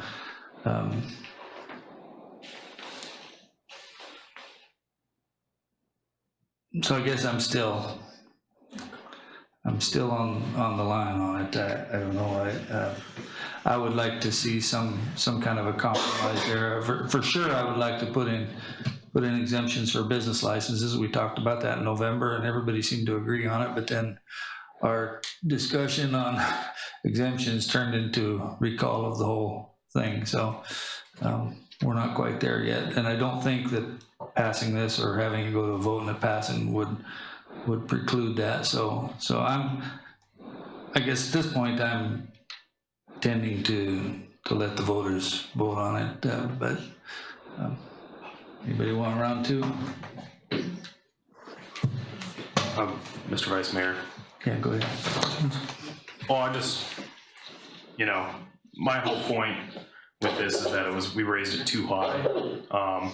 I even made, when we were on first reading in October or November on this, I made an amendment to 5,000 and nobody seconded that. I thought it was too high at that time, and I still think it's too high. And I tend to agree with Councilman Weiss that if this goes to a vote, I don't think that the people will allow this cap to stay at the level we currently set it at 7,500. But if that's the will of council, then yeah, we can vote this down tonight and have it go to a vote. Yeah. Anything else? I got one more. Yeah, go ahead. When we started this whole thing for revenue increase, we're looking at a four-pronged attack. We're looking at the biggest coming from a hike in the sales tax. We maybe made that too complicated with doing the split summer and winter and that got voted down. And that was the biggest chunk of everything. We went to where we'd all talked about, and we're fairly well in agreement on for property taxes, how much money we wanted to generate a raise there. And then once we got rid of any kind of raise in the sales tax, we're left having to generate the rest of the money with these other two taxes. So when we originally talked about them, we're not talked about doing this kind of, we originally talked about maybe 1 cent on a motor fuel tax and that. So when you make any, I mean, a budget is never a simple thing. Everything is conjoined to something else when you're talking about raising revenues. And when you take out a big chunk like that, when we just got rid of it without doing any adjustment to it, it only left us 2 places to raise those revenues at, and they hurt. And I agree with it. They don't. I mean, but that's where we ended up at, because we decided we didn't want to do any adjustment in the sales tax. And we do, in some way, shape, or form, have to figure out how to generate enough dollars to run what we've got, or we have to sit down as a community and say, let's get rid of some stuff. Maybe I'm wrong, but that's what it looks like. So anyway, that's my response, I guess. You can, but it's not gonna get rid of the vote. Yeah, go ahead. If we were to vote on like an amended amount, for example, change the cap, how would that affect the ballot initiative if it had different values? It would still have to go in the form that the people wrote the initiative, which is to lower it to 3. Oh, okay, I understand. And so you were saying, oh, I'm sorry. There you go. You were saying, so if we take action to vote to put it back down to 3, then we still have the ability for the next year, or this upcoming budget season, to discuss a sales tax cap increase. Whereas if we don't, and it goes to a ballot, and we don't have that option. If it passes. The next year, and it passes, yeah. Correct.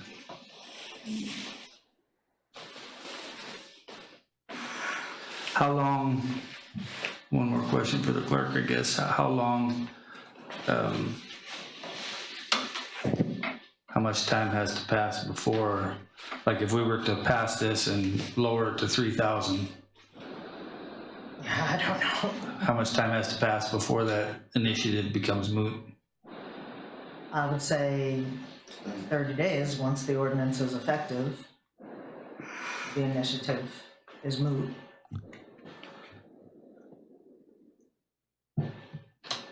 But if somebody was to put in a petition on A referendum on a it? referendum on the new ordinance, then it puts everything, then we get to vote on both in the same election. If this passes and somebody refers it, it wouldn't become effective until it was voted on. But then, how the heck do I put 2 ballot props in front of them with 2? I guess maybe you could. Councilmember Gard. We all know which side of this argument I stand on. I don't think there's anybody here that doesn't. But I have a little bit of personal heartache about trying to, it kind of feels like an end run we're trying to do on the will of the people. If the will of the people is not to have this tax cap increase, then that's the will of the people. So if it ties our hands, it ties our hands. But, you know, we can't make a meaningful portion of a budget, or we shouldn't be thinking about making a meaningful portion of a budget on doing a tax cap increase to be running this kind of budget, or we'll kill a lot of businesses. So I would say let the cards fall where they will. Anybody else?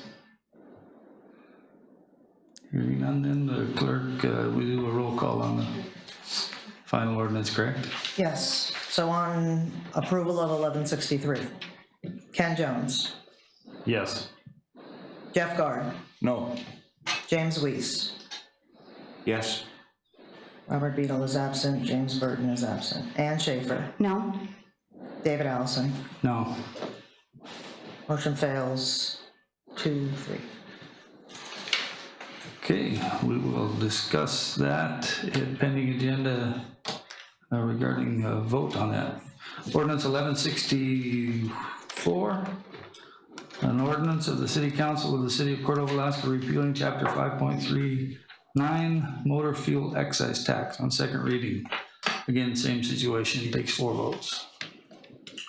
Mr. Vice Mayor, I move to approve ordinance 1163, or 1164. Second. Been moved and seconded.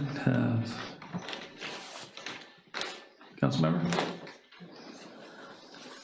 Well, I don't want to waste too much breath on this. I feel like I know how this is gonna fall, but yeah, just echo my comments from the previous ordinance that this was targeting the fishing fleet. It is my opinion that the fishing fleet already contributes substantially to the financials of the city of Cordova.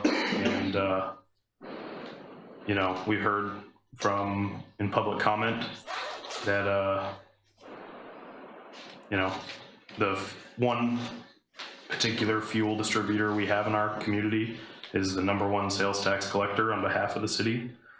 This particular excise tax places undue burden on that business. That one single business targets that one single business on all the collection efforts. Collection efforts cost money, and that's why we charge our enterprise funds 13% to collect their money for them. Yeah, I don't feel like we need to be adding another tax when we're already getting 21 cents a gallon off the sales tax. We doubly taxed fuel when we did a tax cap increase plus a 4-cent fuel excise tax, and I just couldn't be in favor of that.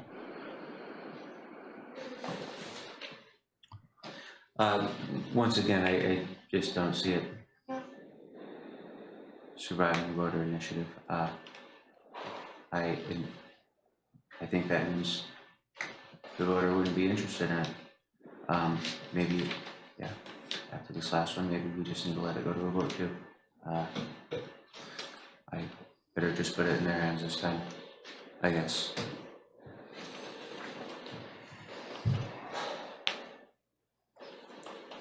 Councilmember Gard.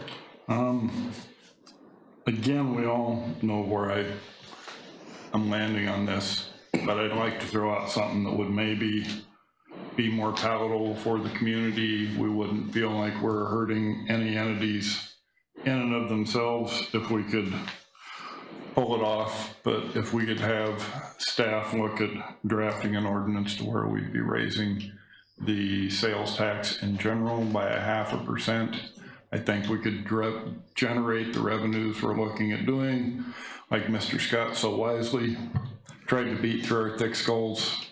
I don't know how many different meetings he did this at, and he says we don't listen, but once in a while we do. But anyway, if we could do that, I don't want to see an interruption in revenues, but if we could manage doing that and phase that in and phase this other stuff back, we've got time to do that before the season and the big stuff hits.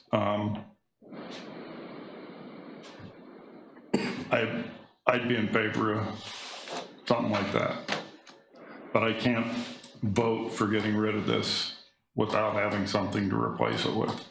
And when you look at where we sit in our revenue and our financial position right now, we can't keep spending all of our dollars and going in the arrears. The state's gonna cut more money out of us this year when they go through budgets down there. We have to learn to support ourselves if we're gonna be supported here. For what it's worth. I don't know if anybody else would be in favor of it. I would be in favor of it. I would also add, it's not us spending all our money. We've got 3 other entities that are giving us a helping hand too, that we're supplying. There's a lot put on the city like it's poorly run or mismanaged, but it supplies everything as well. It keeps our hospital, it keeps our school great. It's not all in the city, and it needs to come from somewhere, or else everything's just gonna deteriorate. Yeah, I would be in favor of that, Jeff. We need a mechanism to raise it.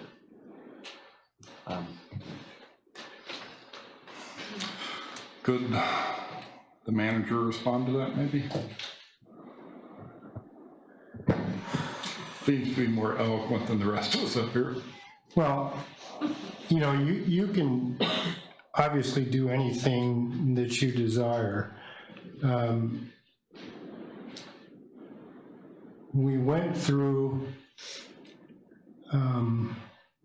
a lot of conversation about how to address this, and you know, I think the two overriding considerations were, let's not hurt the local consumer during the winter, and let's try to spread this around.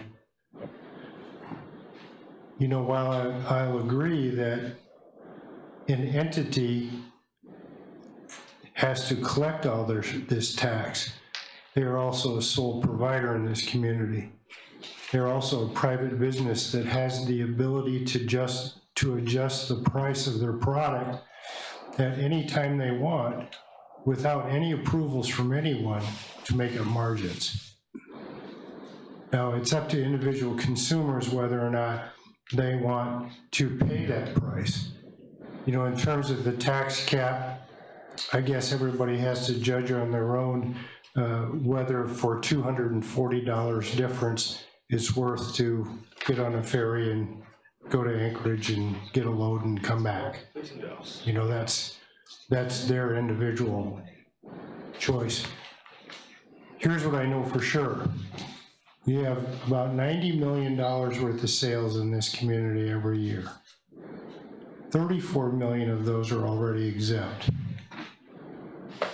What we're trying to do is everything we can. You know, we just put in have embarked upon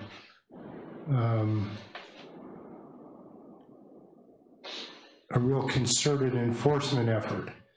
And of course, there are people who are not happy with that. So everything we do has a consequence to it. We're trying to do it as fairly as we possibly can.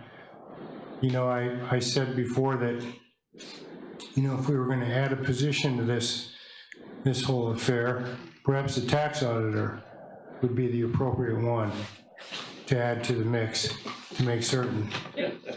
We have 29 exemptions and exceptions right now, and those total $35 million in sales. So trying to correct everything. Again, I think what we've committed to in the long-term plan, as I think Ann aptly stated here, is we have a plan. It's a 3-year plan. It's not the end-all plan, but it's a path to get us to a place where we are economically sustainable. And that means the taxes aren't too high and the revenue's not too low. And we're trying to get to that nexus. We don't know where that nexus is. You know, there are people who say, oh, this is gonna kill my business, or this is gonna hurt my business. Well, that may be true. But if you're an individual business person, you're naturally going to have that fear. What I would offer is, before we jump too far left or we jump too far right at this point, let's see what the data shows us. And if based upon that data, it says, this is killing you, then you obviously have to do something different. But if it doesn't come to fruition that that's killing us, then we know that it's not killing us, but we do it based upon correct and accurate data. I mean, it's proprietary information, but, you know, there are propensities for people that don't consume here anyway. They just don't. And is that gonna change their habits? I doubt it, because they don't consume here anyway. And some people consume here regardless. And we can see that in individual reports when we have them. So there's a lot of data to be consumed, and I always like to say, let's not do anything until we plan it and we know what the outcomes, we're pretty certain what the outcomes are gonna be. And I think if I've been in enough communities where tax issues and everything, everybody said, oh, this is gonna be the end of the world. And it really doesn't turn out like that. Sometimes it turns out better than you think, sometimes worse than you think, but then you make an adjustment based upon what you know instead of guessing. Guessing is the worst. You know, I've said many times that the three things that make your community, put your community in a healthy position, and we still have to continue to think about strong reserves, diverse income streams, and low debt. Because there isn't another formula that's gonna make you strong.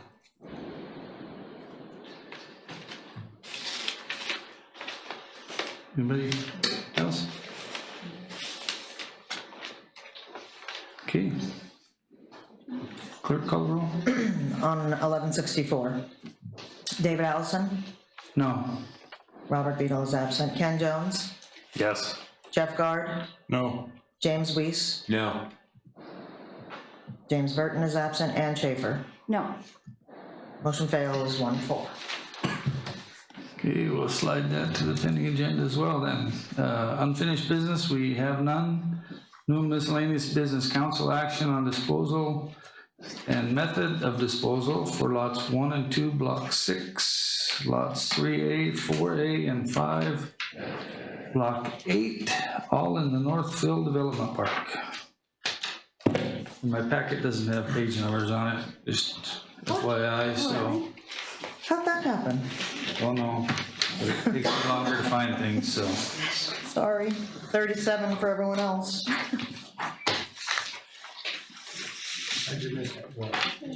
Yeah, I remember making that one. I thought I gave it to myself, sorry. Dave was the most adept at this. It was color, I didn't want to waste it. Okay, to get this discussion. Mr. Vice Mayor. One, yep, go ahead.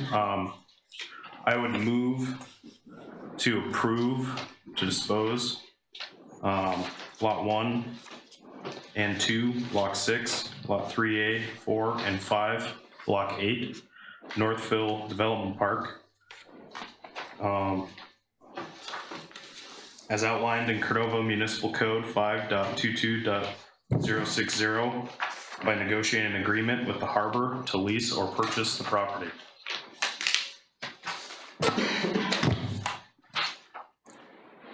Second. Motion's been made and seconded. Councilmember Jones.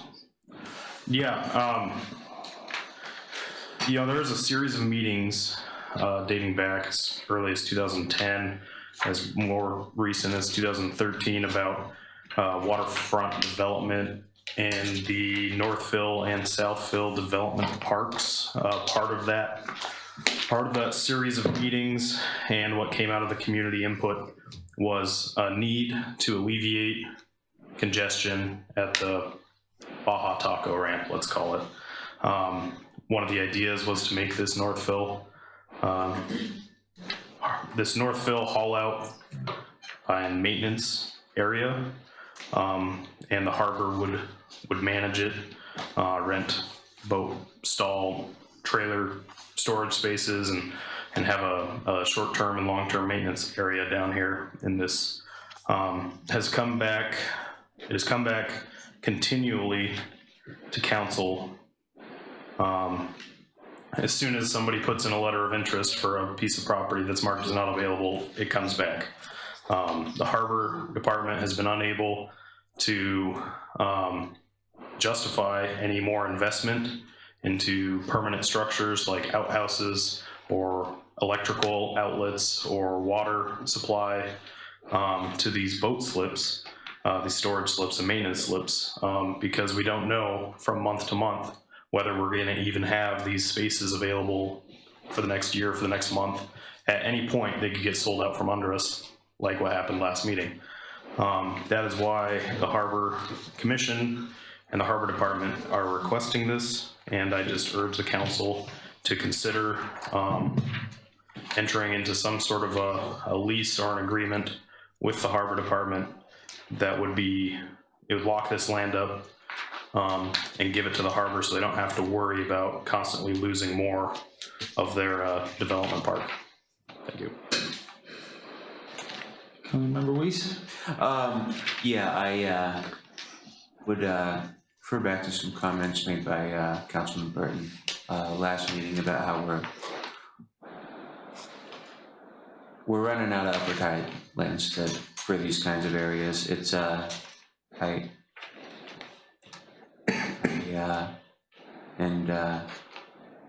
I'd like to see our harbor be able to invest in this and provide better services there, outhouses or anything like that, because if we don't provide better services, it's going to any waste or anything like that, it's going to wind up on the ground, or it'll just turn bad for the whole area. I think this is adequate space for them, and I'd like to see I'd like to see us enter the lease agreement with them. Good. I'm not arguing whether this is the best or isn't the best use of this property, but what I do have an issue with is when we get two parts of the city being basically competing governmental agencies with each other. I mean, we're competing with ourselves.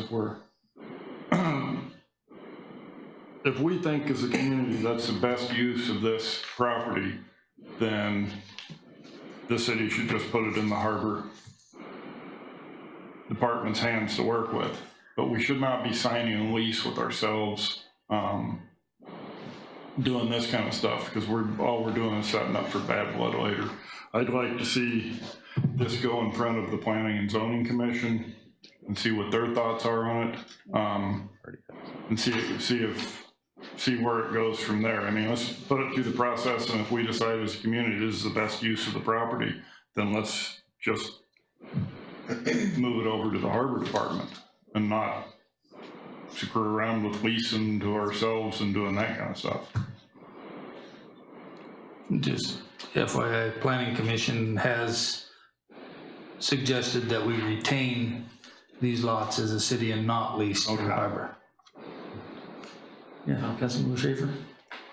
I'm of the opinion that we shouldn't really move on this until we've, one, had our joint session with planning and zoning to talk about land disposal methods, because I mean that's on the docket at some point in the future, and until we're all on the same page regarding that, I think we should hold off on this. And two, until we have done a city or waterfront plan, and decided what our vision is for that space, as Jeff Gard says, Councilman Gard, as you said, if this is what the city decides that we want for those spaces, then yeah, let's have them as spaces for the harbor for boat storage. But yeah, I think we need to do some planning and not have it just be piecemeal as it comes up without any long-term plan, and not have the decisions be arbitrary, but have them be guided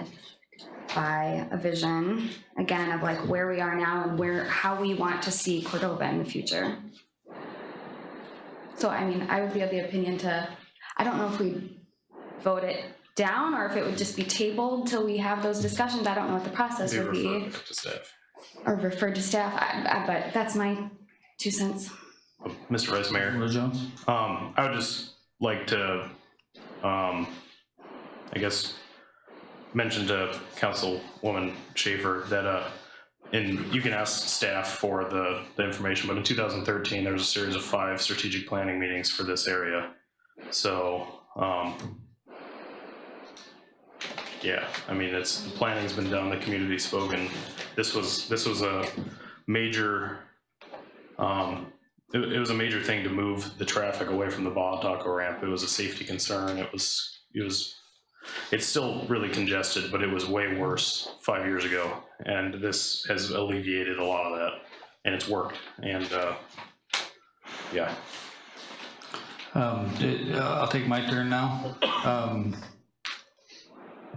I don't have any problem with the harbor having these. Actually, these lots were all saved for the harbor initially when we put in that ramp, and there was discussions about getting a trailer instead of the travel lift, and that's where this is where that was going to go, and we ended up getting the travel lift and moved that down there. So this all here, and then we talked about moving some of the congestion over there, and I don't have a problem with that, but and I would vote to support this motion as long as the direction to staff would be that they either buy it or lease it at fair market value.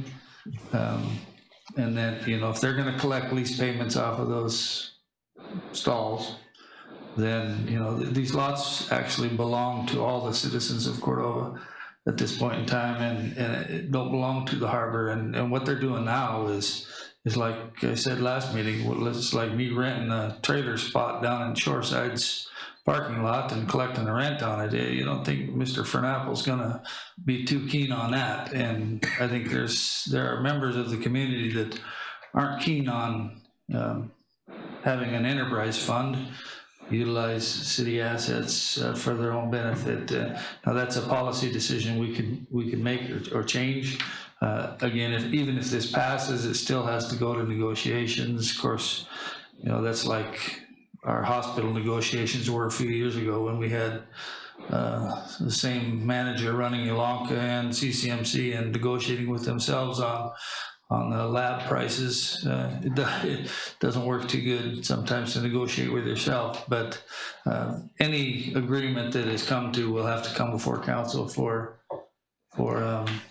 their approval, final approval, and I think that it does make sense that these properties are part of the harbor, but whether that's them buying them outright from the enterprise fund or the enterprise fund leasing them at fair market value, so that the city general fund gets money as well as they can collect their rents on it.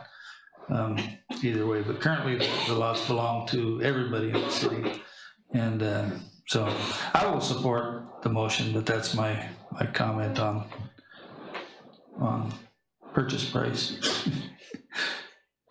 Councilmember Jones. I guess one other thing that I forgot to mention in my earlier comments would be that at the last meeting, we voted to go ahead with disposal of one of the lots that the harbor is currently utilizing. And one thing I would like the council to consider if we do move forward with this is perhaps also including what is currently the city impound lot to kind of offset some of the loss that the harbor department just took. It's $14,000 of revenue from those rental spaces that we voted to sell at the last meeting, and while the impound lot wouldn't make up for all of that lost revenue, it would provide some relief as far as congestion with the amount of spaces available. So I don't know if that would be an amendment or how that would happen, but I just wanted to mention that for people to consider. I'm maybe a little bit ignorant here, maybe more than maybe, but our enterprise funds, if somebody could enlighten me maybe here, like the Baylor plant, does the city of Cordova own that, or does the refuge department own that? The only ownership is the city. The enterprise funds are not An entity. entities unto themselves. They have no authority to do anything other than operate. The enterprise fund is more of an accounting function than it is anything. It's intended to take the revenues collected from those operations and support the operation itself. That's what I thought. And I don't think this makes any sense at all to lease property to yourself. With all due respect, Councilman Jones, I think this down the road, as was stated earlier, this is gonna create a situation that at some point will have to be litigated against ourselves. And all of the property is the city's. Now, the use of that property can be determined by you by policy at any time you choose. If you want to say in the Northfield, we're putting a moratorium on the sale of all lands, regardless, the council makes that decision. The enterprise fund submits a budget, the council approves that budget. The Harbor Commission is purely advisory. They have no powers whatsoever. And to put them in a position where they have the authority to make determinations about land use and a variety of other things, in my opinion, would be asking for nothing but trouble. But what I do think we need to do is, based upon the 2013 plan and the ability to sit down with the Planning Commission and the Harbor Commission and make some decisions about what we want to do. I've advocated, spending money, but I've advocated, let's do an entire waterfront Northfield, Southfield master plan that we can eliminate all of these individual decisions that come to us on a monthly basis or weekly basis, and we can eliminate all this. We can say, here's our plan, Harbor, enact the plan. And then that's all we have to do. We don't have to have this angst all the time about what we're gonna do with this lot or that lot or the other lot.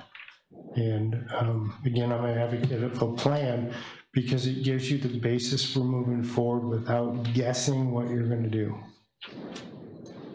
But I think, I'd like to, I haven't spent the money to have a legal opinion, but it's kind of like a court case. I don't think they have standing to have ownership or to enter into a legal agreement with the city because they don't have any standing. Well, part of my caution on this was that kind of traditionally, no governing body has the right to tie any future governing body's hands. So if we, as a council, decided to lease land to the harbor department, which would still be city land, then any future council that came up after that could say, do the same thing and say, no, let's sell this because this is still city land. And we have the right to determine whatever's gonna happen with it. When the lease expires. No, because the harbor department is still the city. Yeah, and The governing body for the city is at this table. So when we all get replaced, or whatever portion of us get replaced, and somebody comes up and says, we got a widget factory that wants to put in a widget factory down here, let's sell it to them. They have, any future council has the right to do that. Whether there's been a lease made to ourselves or not. And Mr. Mayor, I think where the problem comes is, other enterprise funds, they also manage city assets and city lands, but they're more, nobody's gonna wanna buy the dump or the baler. I mean, we had who here mining the dump how long ago? But when you got a nice flat piece of land and the only thing stored on it is a boat trailer, that's where the problem's coming from. These other assets that are managed by other enterprise funds have buildings on them or have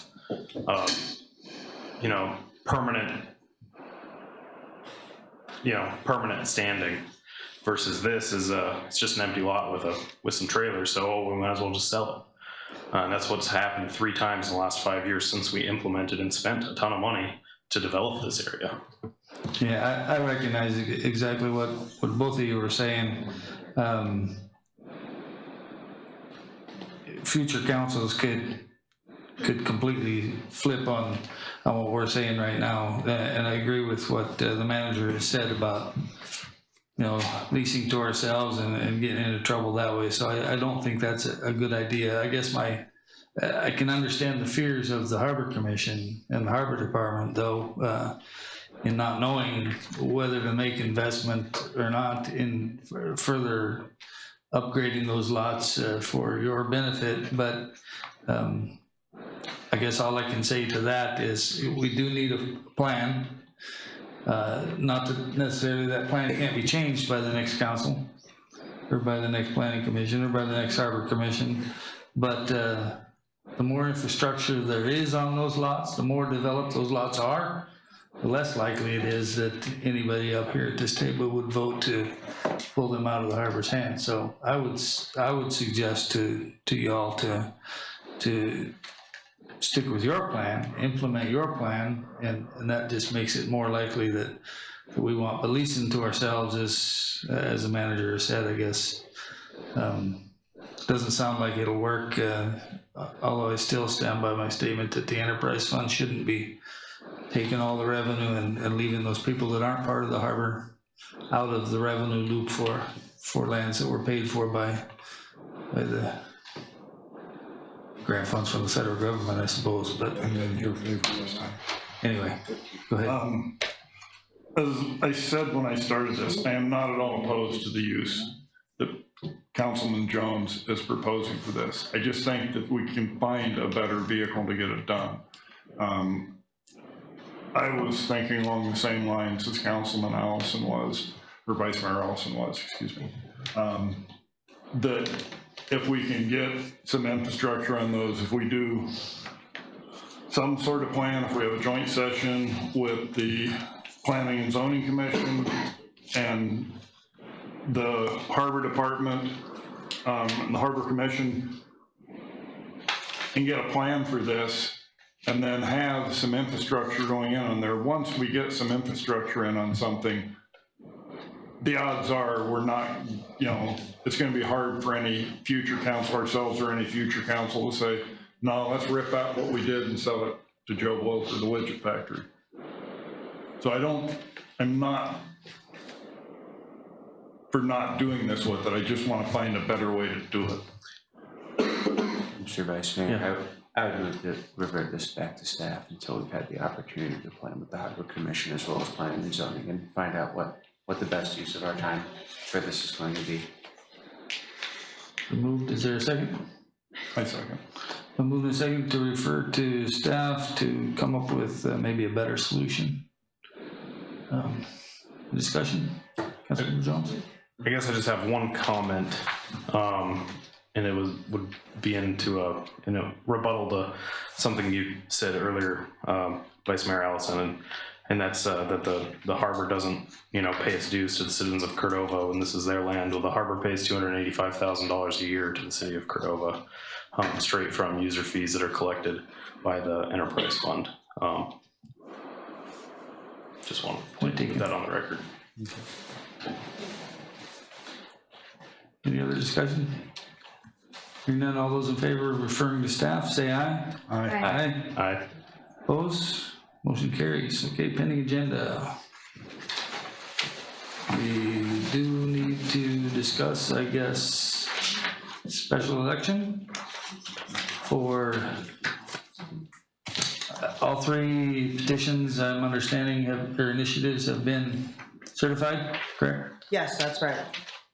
So what is our process now? What do we need to do to set up a special election?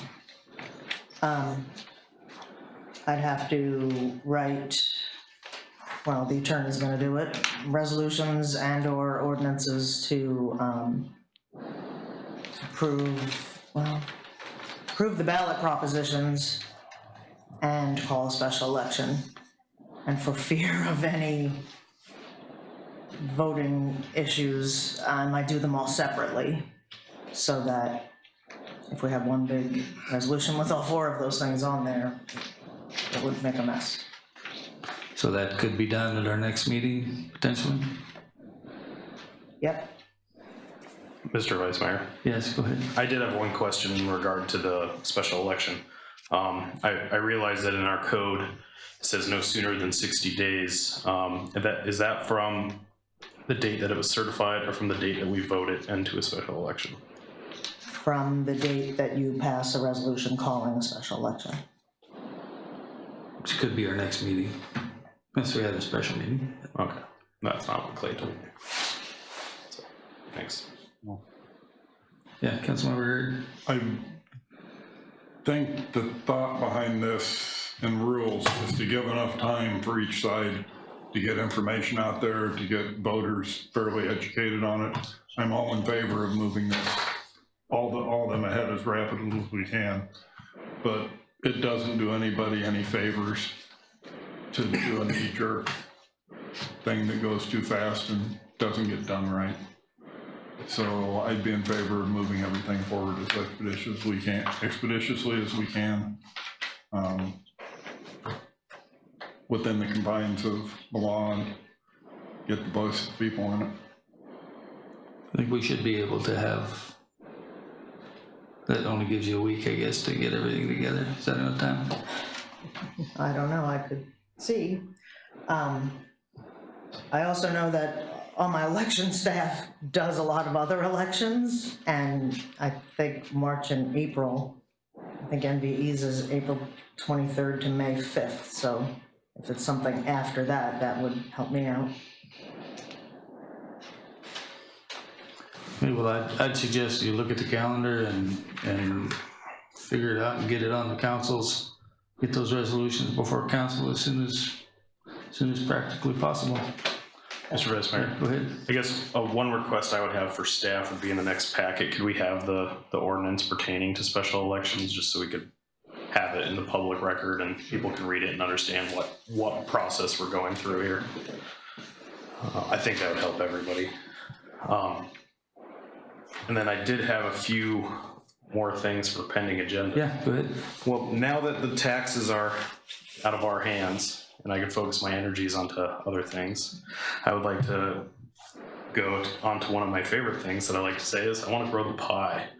And one of the things that I guess I would have for staff is, I know in the past we put out an RFP for developing the mudflat next to the shipyard. And I was wondering if that would be something that we could revisit what we sent out for RFP, and if we could change that and put it back out for RFP, something like that. You know, try to attract some more processors, a strategic partner that we could fill in, expand our shipyard, grow our pie. I just think that would be beneficial for this council to move forward and focus our energies on trying to broaden the tax base versus just trying to nitpick ways to tax what we already have. Sure, I think that's, manager can put together something there. Councilmember Weiss? I was just thinking, is that something we'd wanna try and work in with a joint session with planning and zoning, or do we wanna, a topic to talk about if we're getting everybody together? I realize shipyard expansion is part of our strategic plan. Yeah. But I don't want there to be more of a point of contention between us and planning and zoning if we're not. It's zoning and planning, I mean, it's kind of their area. Yeah, I guess in particular, I was reading through the RFP and, you know, we were trying to sell the rock to somebody to fill it in and then give us half the land. You know, just, I think we need to reevaluate and see how we can be a better partner to a potential entity coming in and helping us get more land, and also be able to bring tax dollars to our community via fish processing, whatever it might be. There could be some synergies with the Science Center's project going on over there too. You know, not that their plan is detailed yet, but you know, there might be some I think for availability there. The big concern I would have is if we're gonna use that rock, then that's next door to their proposed development, is we need to get the rock out of that hillside before they build, because I don't want to be disturbing them once they're built. Councilmember Gerd?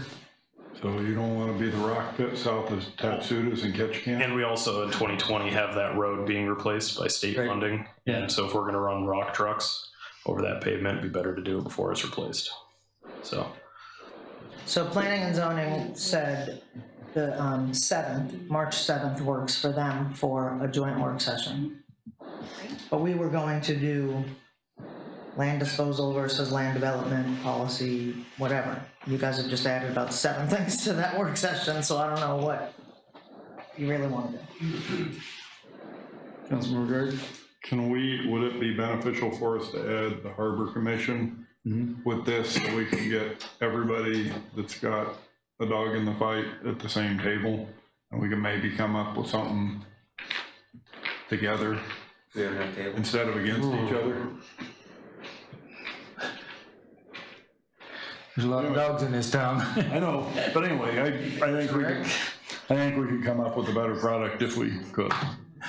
there's a lot of cats too. What's that? So there's a lot of cats too. Yeah. Anything else on the pending agenda? So I think the audit was gonna be March 17th, you said now? Is that right? 21st? Second meeting, 21st? Yeah. Of March. Yes. Okay, anything else? Last chance on the pending agenda? Manager, have anything? Can we have a strategic planning session sometime before it gets too late in March and everybody starts fishing again? Well, we wrote tentatively scheduled for the month of April, at least 2. Yeah, can we have one sooner than that? I mean, anytime. If Susan sends out some dates for you, we'll do the same format, couple hours. March is tough for me because I'm gonna be out in the ocean, but I can call in probably.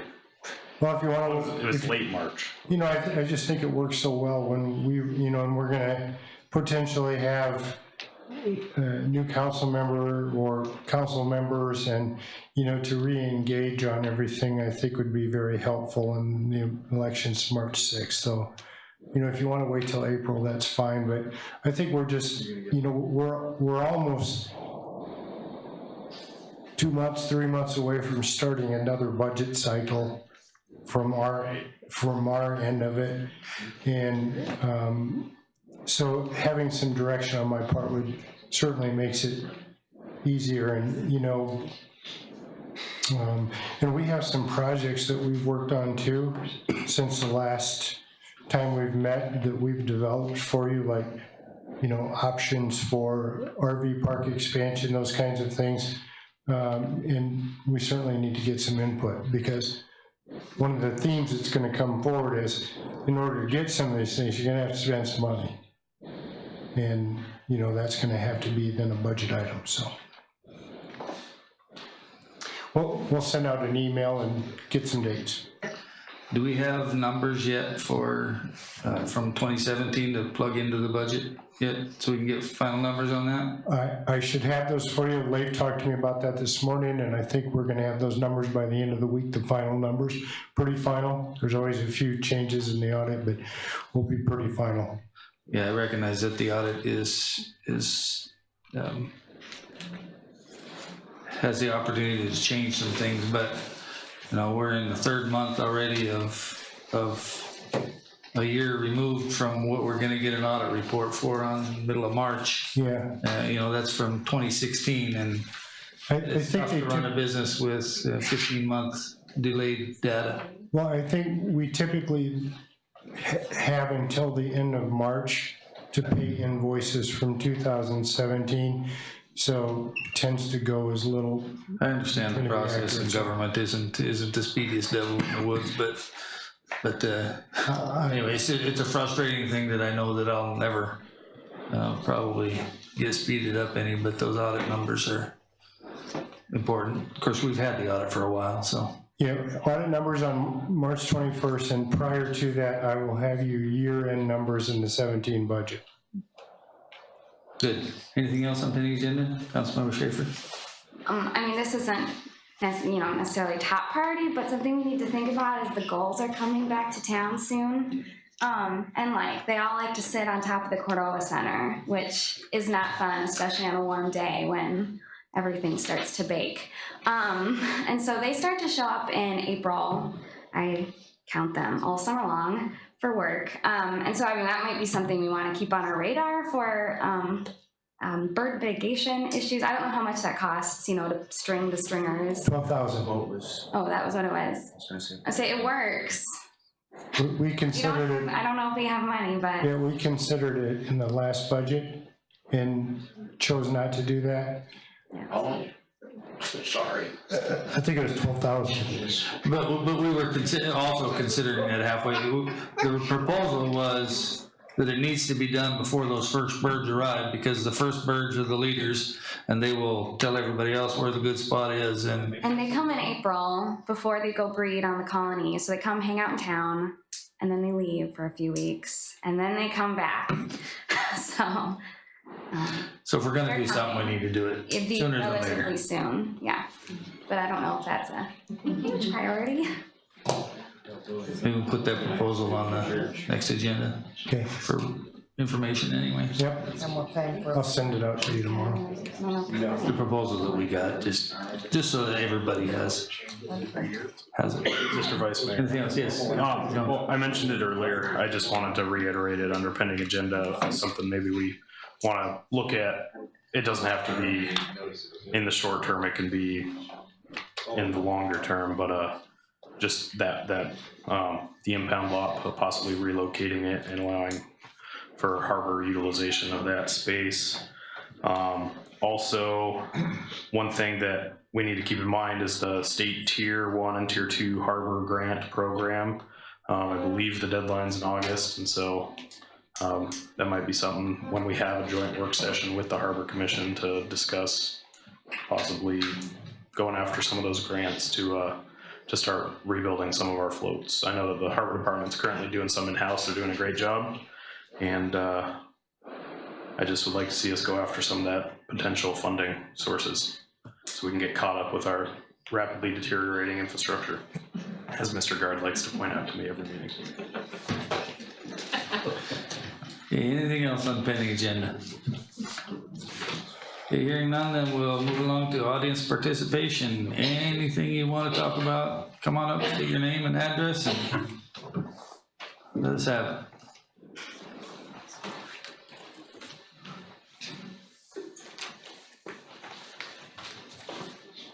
Gary Graham, 102 Chemic Way, local business restaurant owner.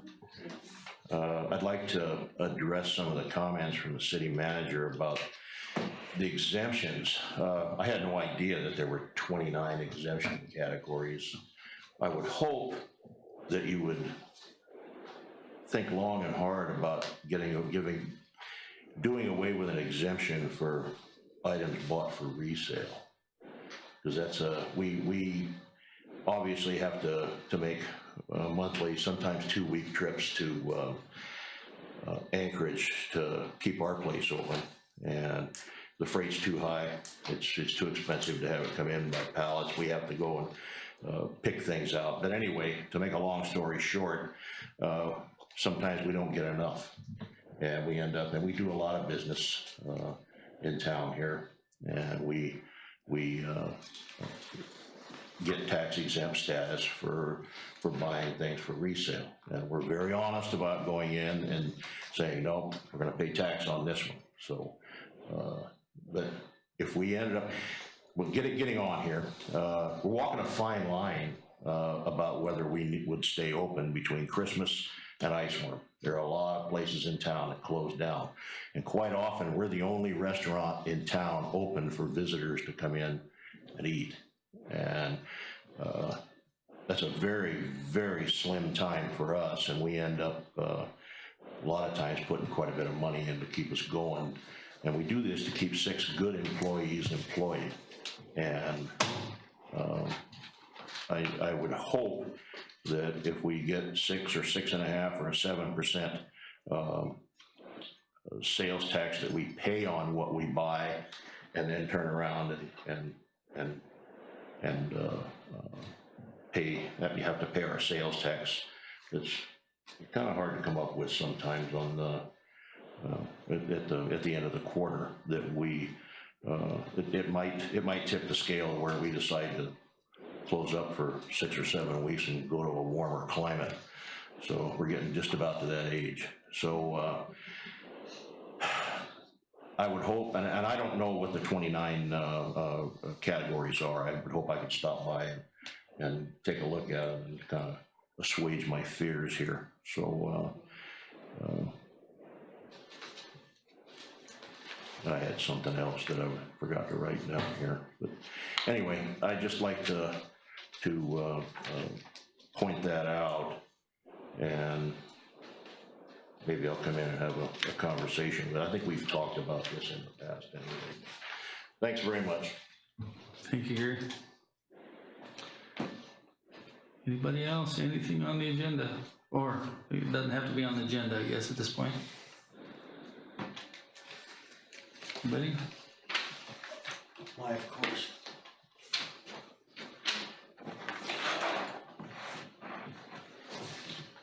I appreciate the additional comments and maybe other ways to generate income in the community. And maybe I didn't make my point clear when I talked before, but a 1% sales tax increase would generate almost $100,000 just from us. So that's from one business. The problem is when we run these businesses out, these boats that go different places, we lose that sales tax revenue from AC, from Viking Marine, and from the local businesses that allow us to generate that income. So it's something to think about that while nobody likes additional sales tax, that is one way that captures it from everyone. So it's something to think about. Thank you.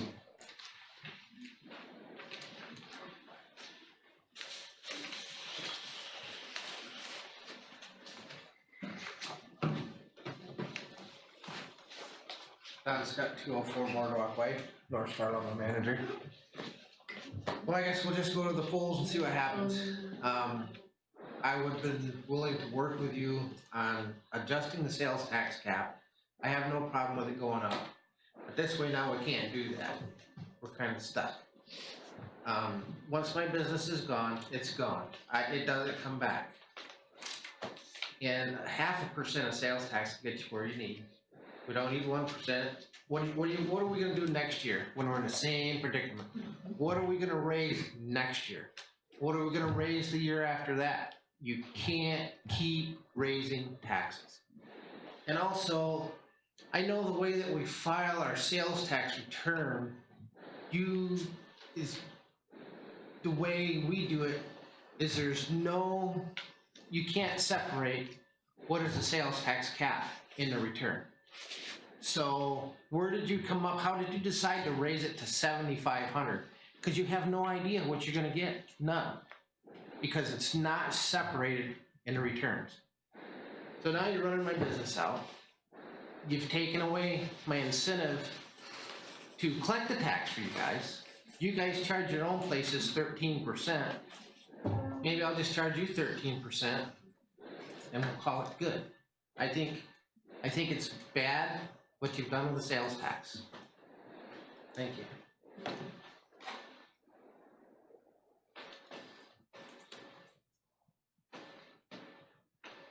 Anybody else? Going once, twice, gone. Councilmember Weiss, council comments. Thank you everyone for showing up. I don't really have any comments. No. Councilmember Jones. Oh boy, I get the mic again.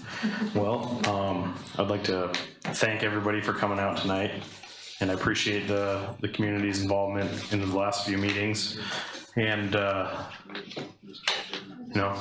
appreciate Jeff putting up with me for another one, and I had a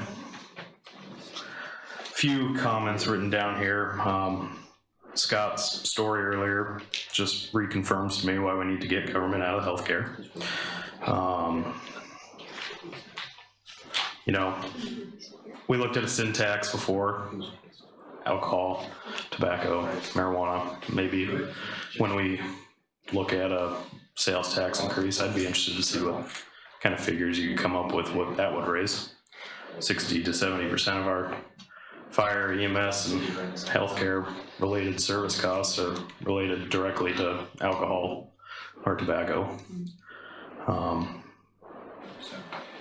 Yeah, I just don't want to see us run business out of town with these taxes, and that's why I fought so hard on them, and it's going to go to the voters, so it's out of our hands. Now we can focus on growing the pie. Had to get it in one more time. Thanks. Councilmember Schaefer. Thanks for coming, everyone. I'd like to thank Councilmember Jones for putting up with me once again this week. I know we got a reprieve from you there for a while. And I still be in favor of seeing what we can do to fine tune this. We don't want to run local businesses out of town. Cordova would be a lot harder place to deal with without a lumber yard, whether you're a builder or not. So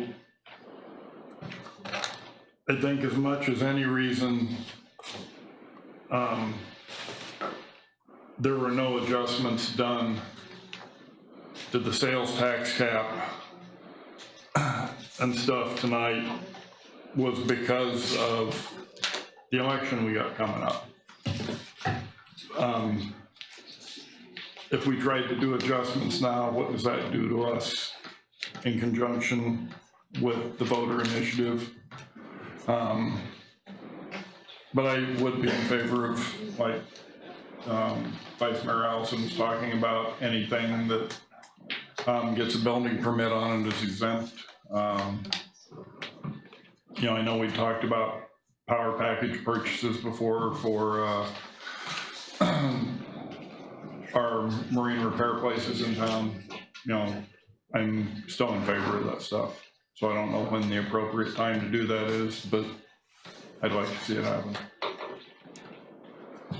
Thank you again for coming out, everybody. Thanks, I do thank everybody for coming out. I know it's never an easy decision up here. Thanks for my fellow council members for the efforts that they put in.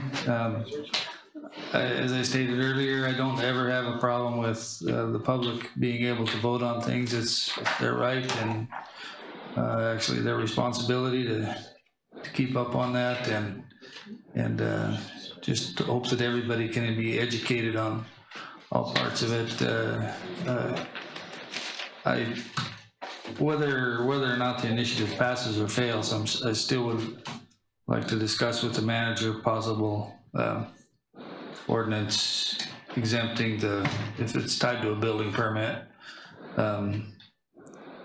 we get those through property taxes, and maybe foregoing that, some of that sales tax can get us more information, get more building permits out there for things that are done without building permits now, so that maybe they'll get a building permit if they think they can save some sales tax on it, and then we'll know that for the future. So anyway, look forward to the information that comes out in the next couple of months, and I look forward to those resolutions on the next agenda, hopefully, so that we can get that process going as soon as we can. So thank you again for everybody coming out, and there being no further business, we will call the meeting adjourned. Move to adjourn. Second. Thank you, just, no objection. Oh.